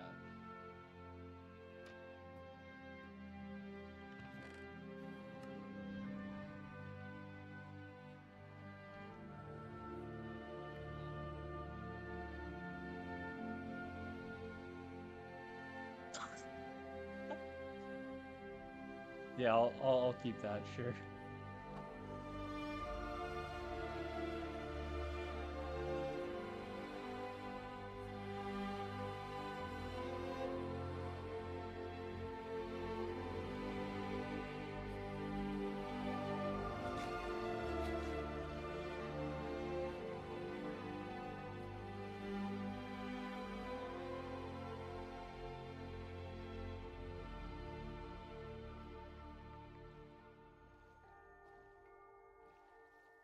Greetings, whale friend.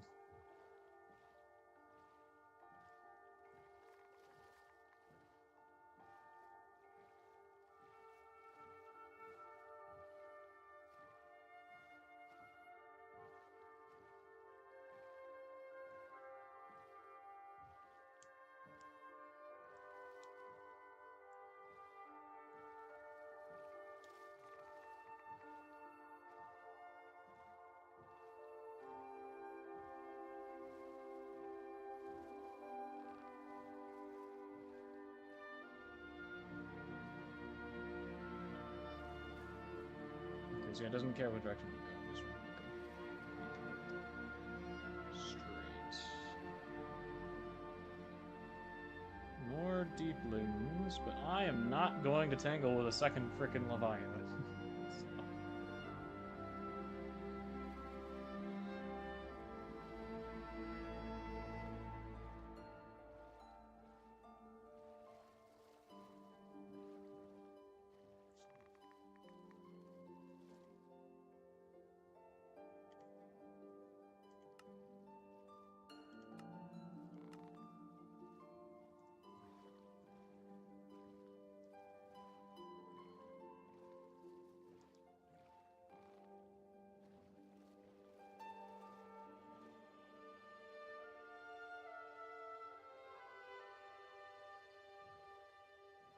Oh, it's just the same thing? Yeah, I'll just keep going. That wouldn't be a bad place to settle, though. Expand the island, make it a thriving metropolis on the ocean waves with a good NPC at your back. Turtle master potions are frankly insane when you have secondary mobility options. So effectively having unlimited of them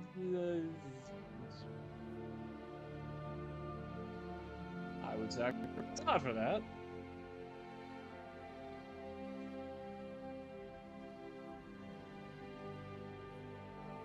I mean, Resistance 4 kicked the Leviathan's ass, so not much else it can't do.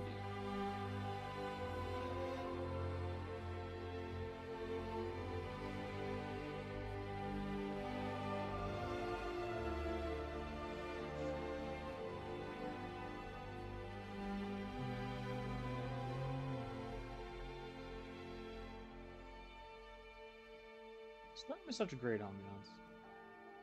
Is this guy? Yeah, this guy.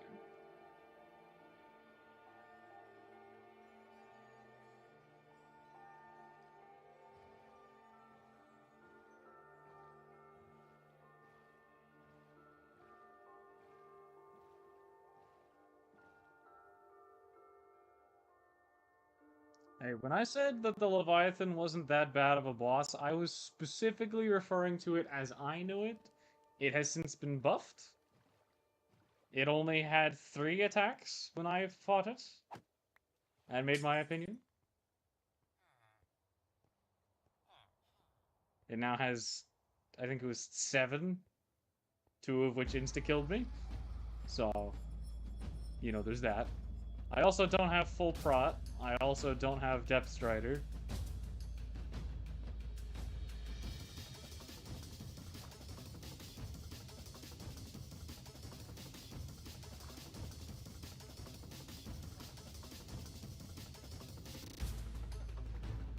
Oh, and they nerfed Nerf. I was also using that.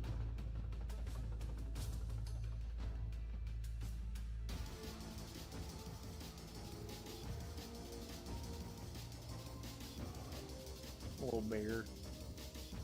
I remember getting bullied by a couple of you early on.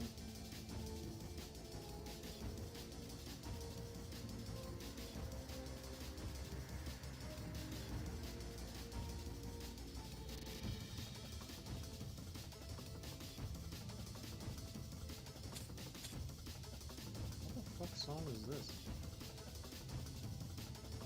Oh, this is... So sometimes I add new songs that I've only heard once, and don't remember them. That is one of the cases.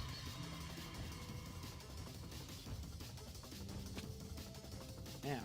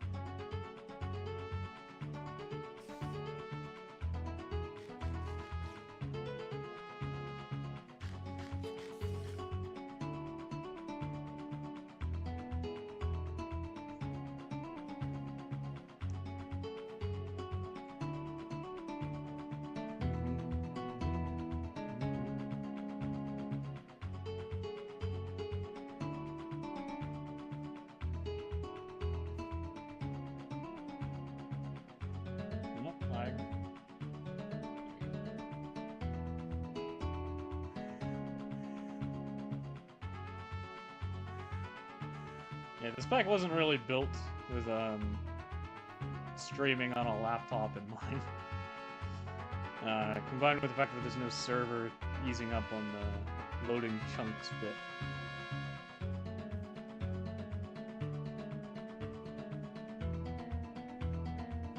Like, I can run the pack just fine, but combined with streaming and the YouTube playlist going on, it's not having a fun time.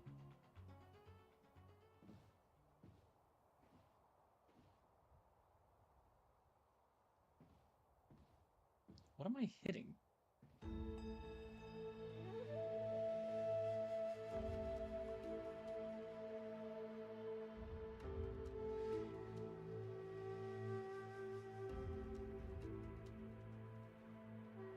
It's another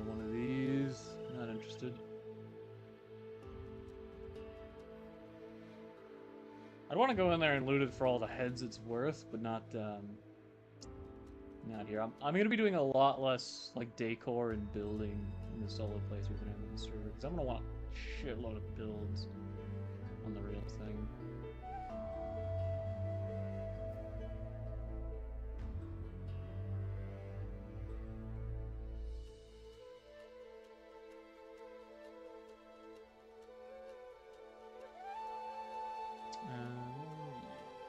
Review Detroit.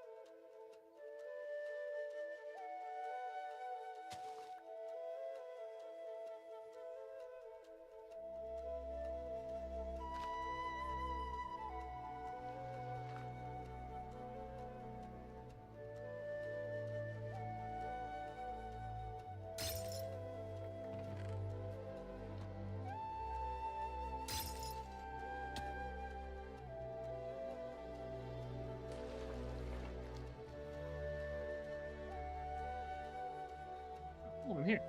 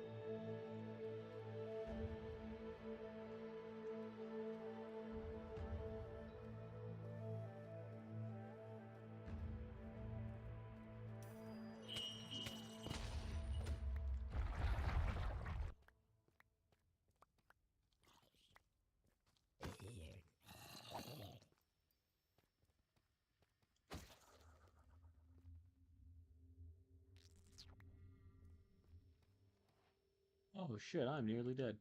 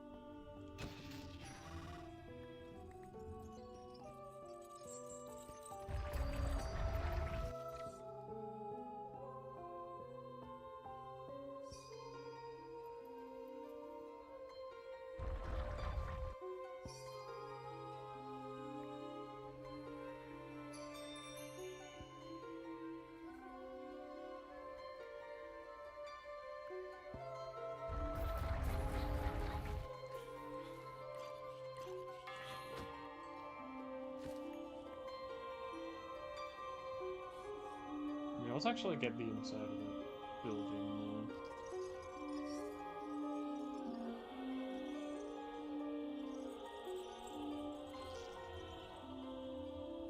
Is there an intended entrance?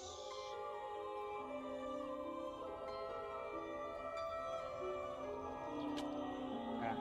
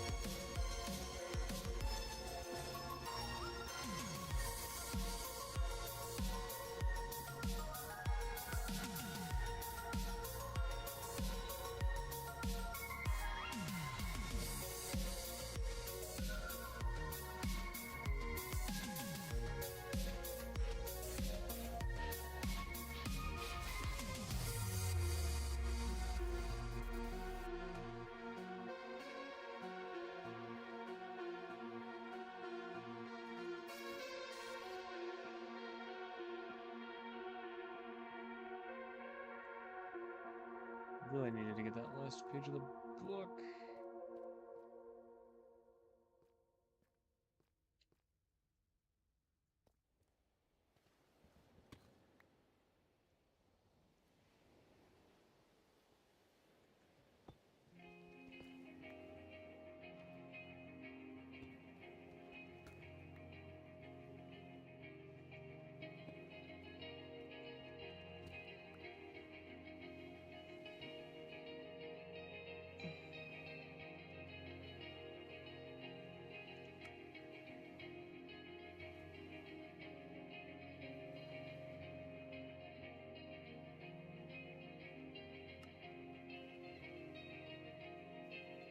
Well, it actually looks like it'd make a pretty decent block, especially with the energized variants. Or like factory plating or something.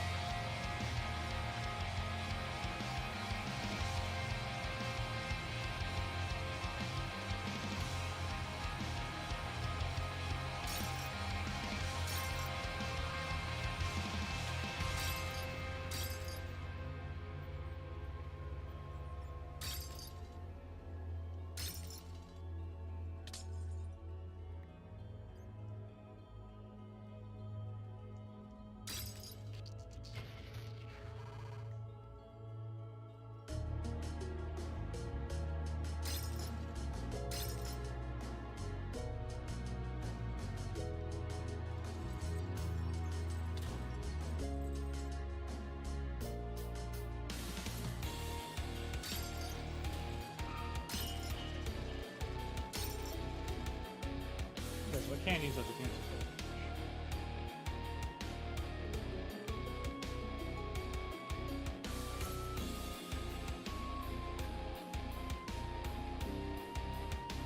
Someone's already in.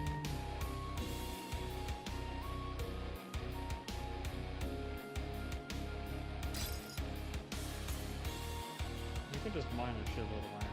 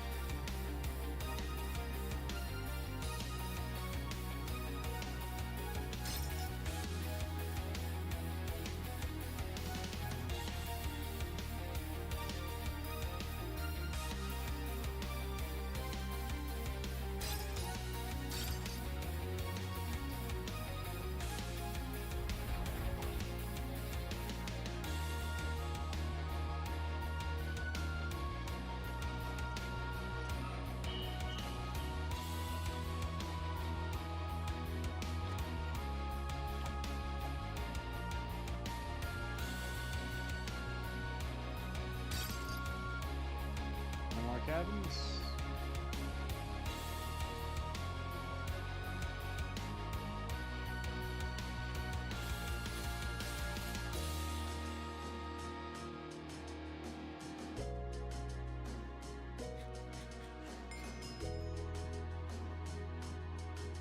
It's still just the one I've already been to.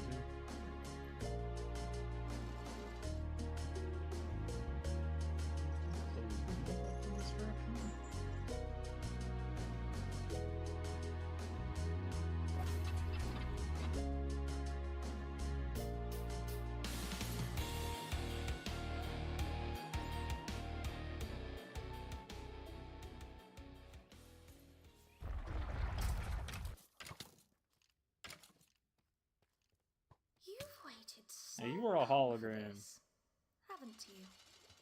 I enjoyed watching you all writhe in agony from your seats. Complaining. Demanding. It was quite entertaining.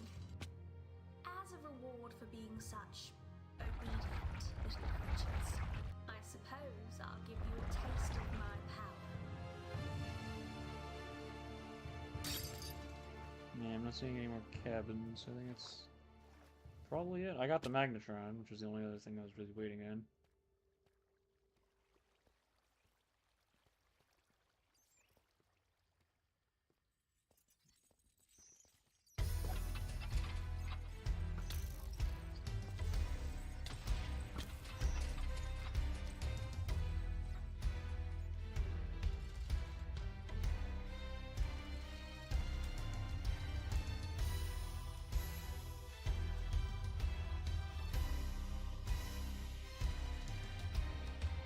Scout around, we're trying to miss anything major.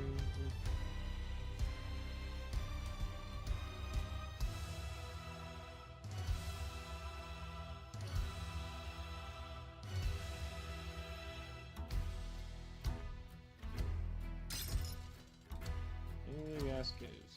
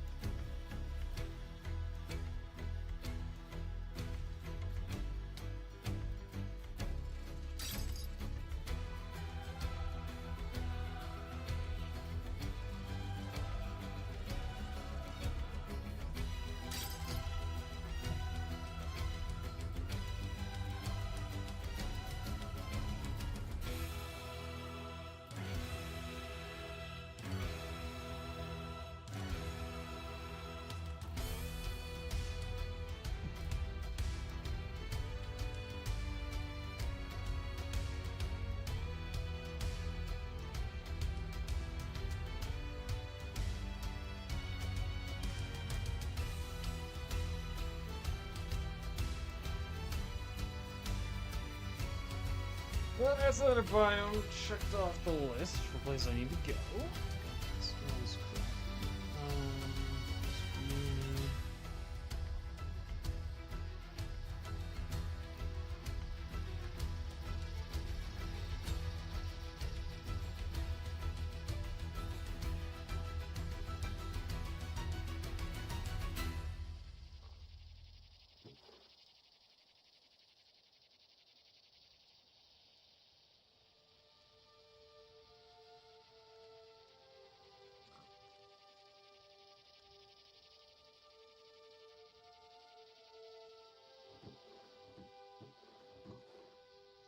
Have I ever set up a barrel for like magic shit?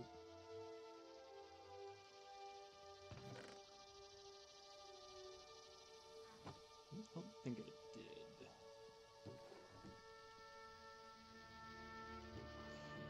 Oh, right, I did. Yeah.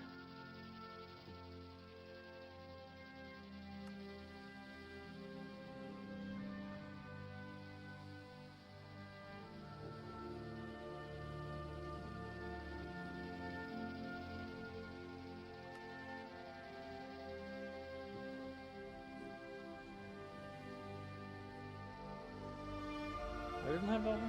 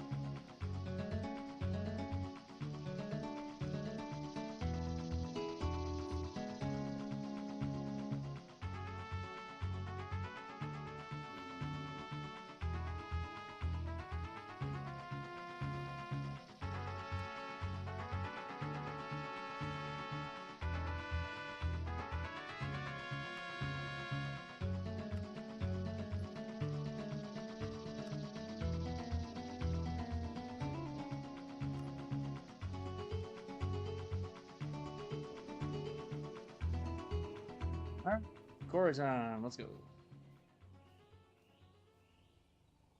Alright, let's go with.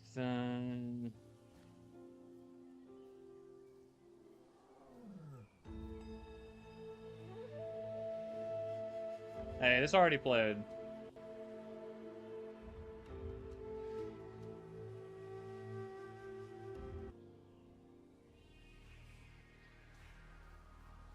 Alright. So a simple, small one. We'll do.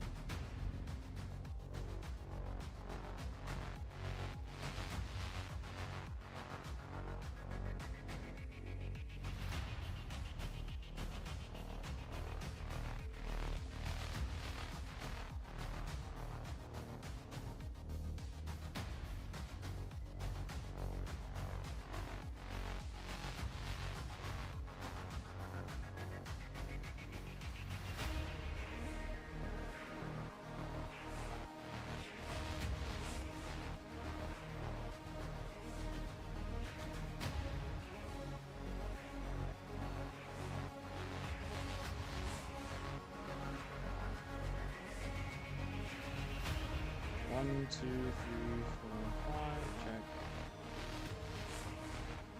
Why is that not good?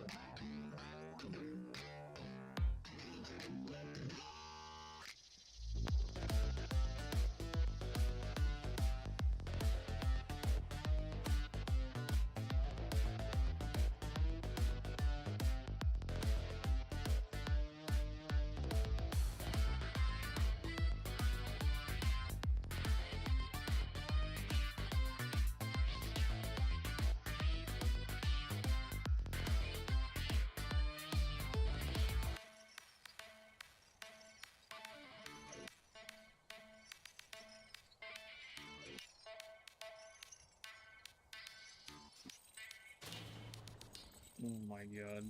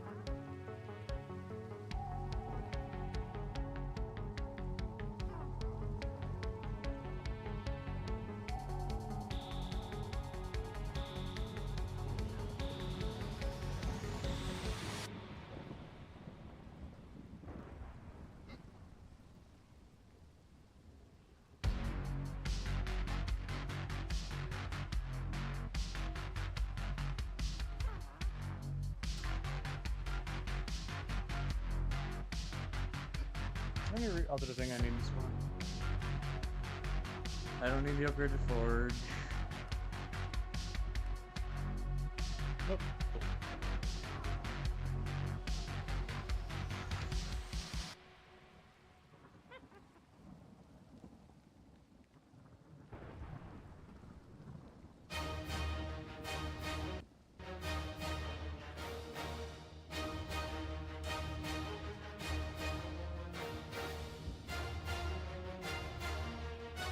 Wow, the hard fight is loud as fuck.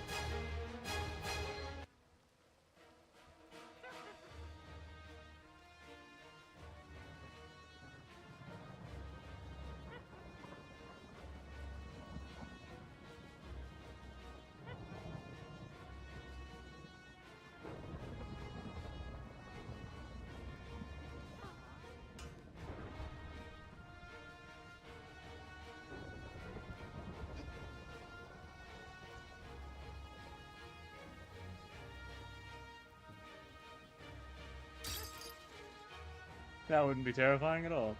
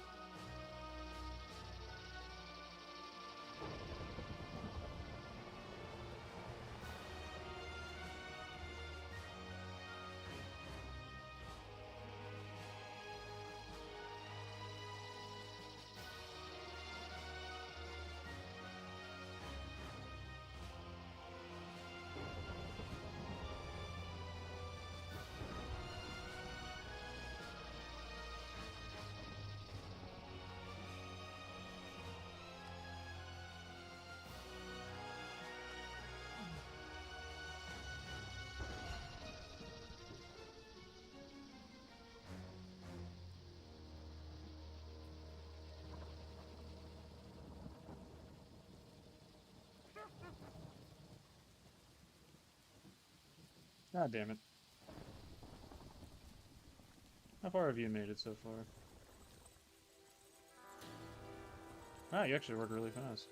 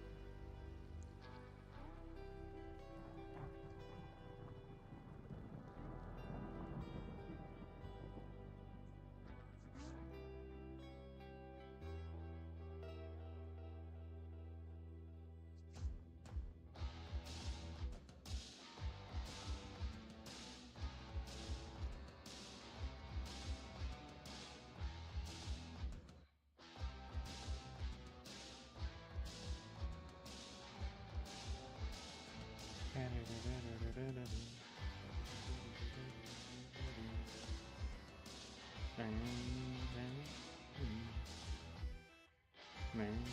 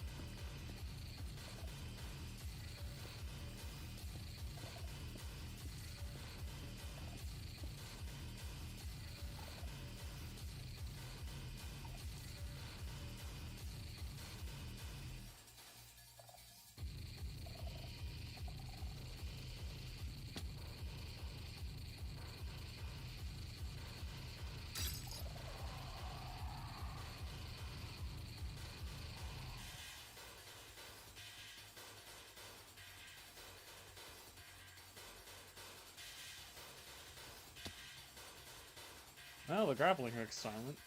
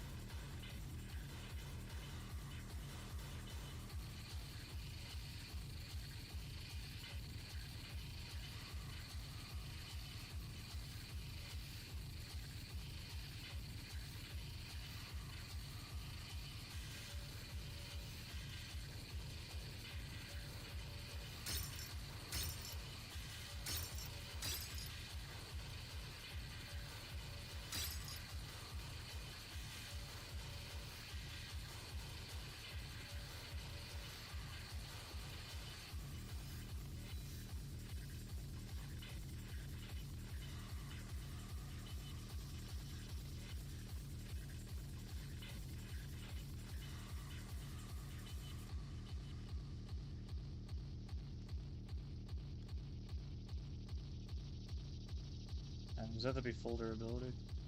Okay.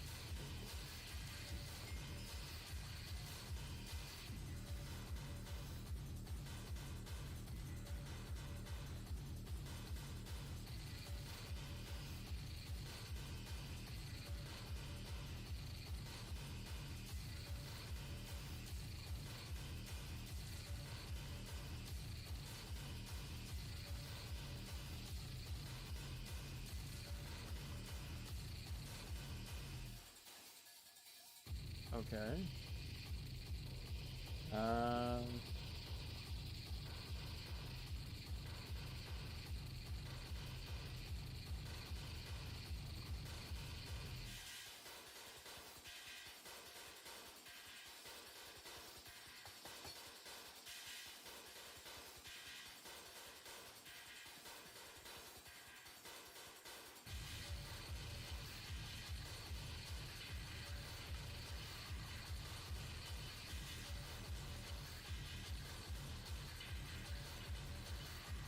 Alright, well, I think I'm actually gonna cut the stream there. I was gonna go do netherite mining, but unfortunately there's a closing of the galley coming up here in a minute, so I will do that next time. Let's check on this one more time. Yeah, this thing's effective.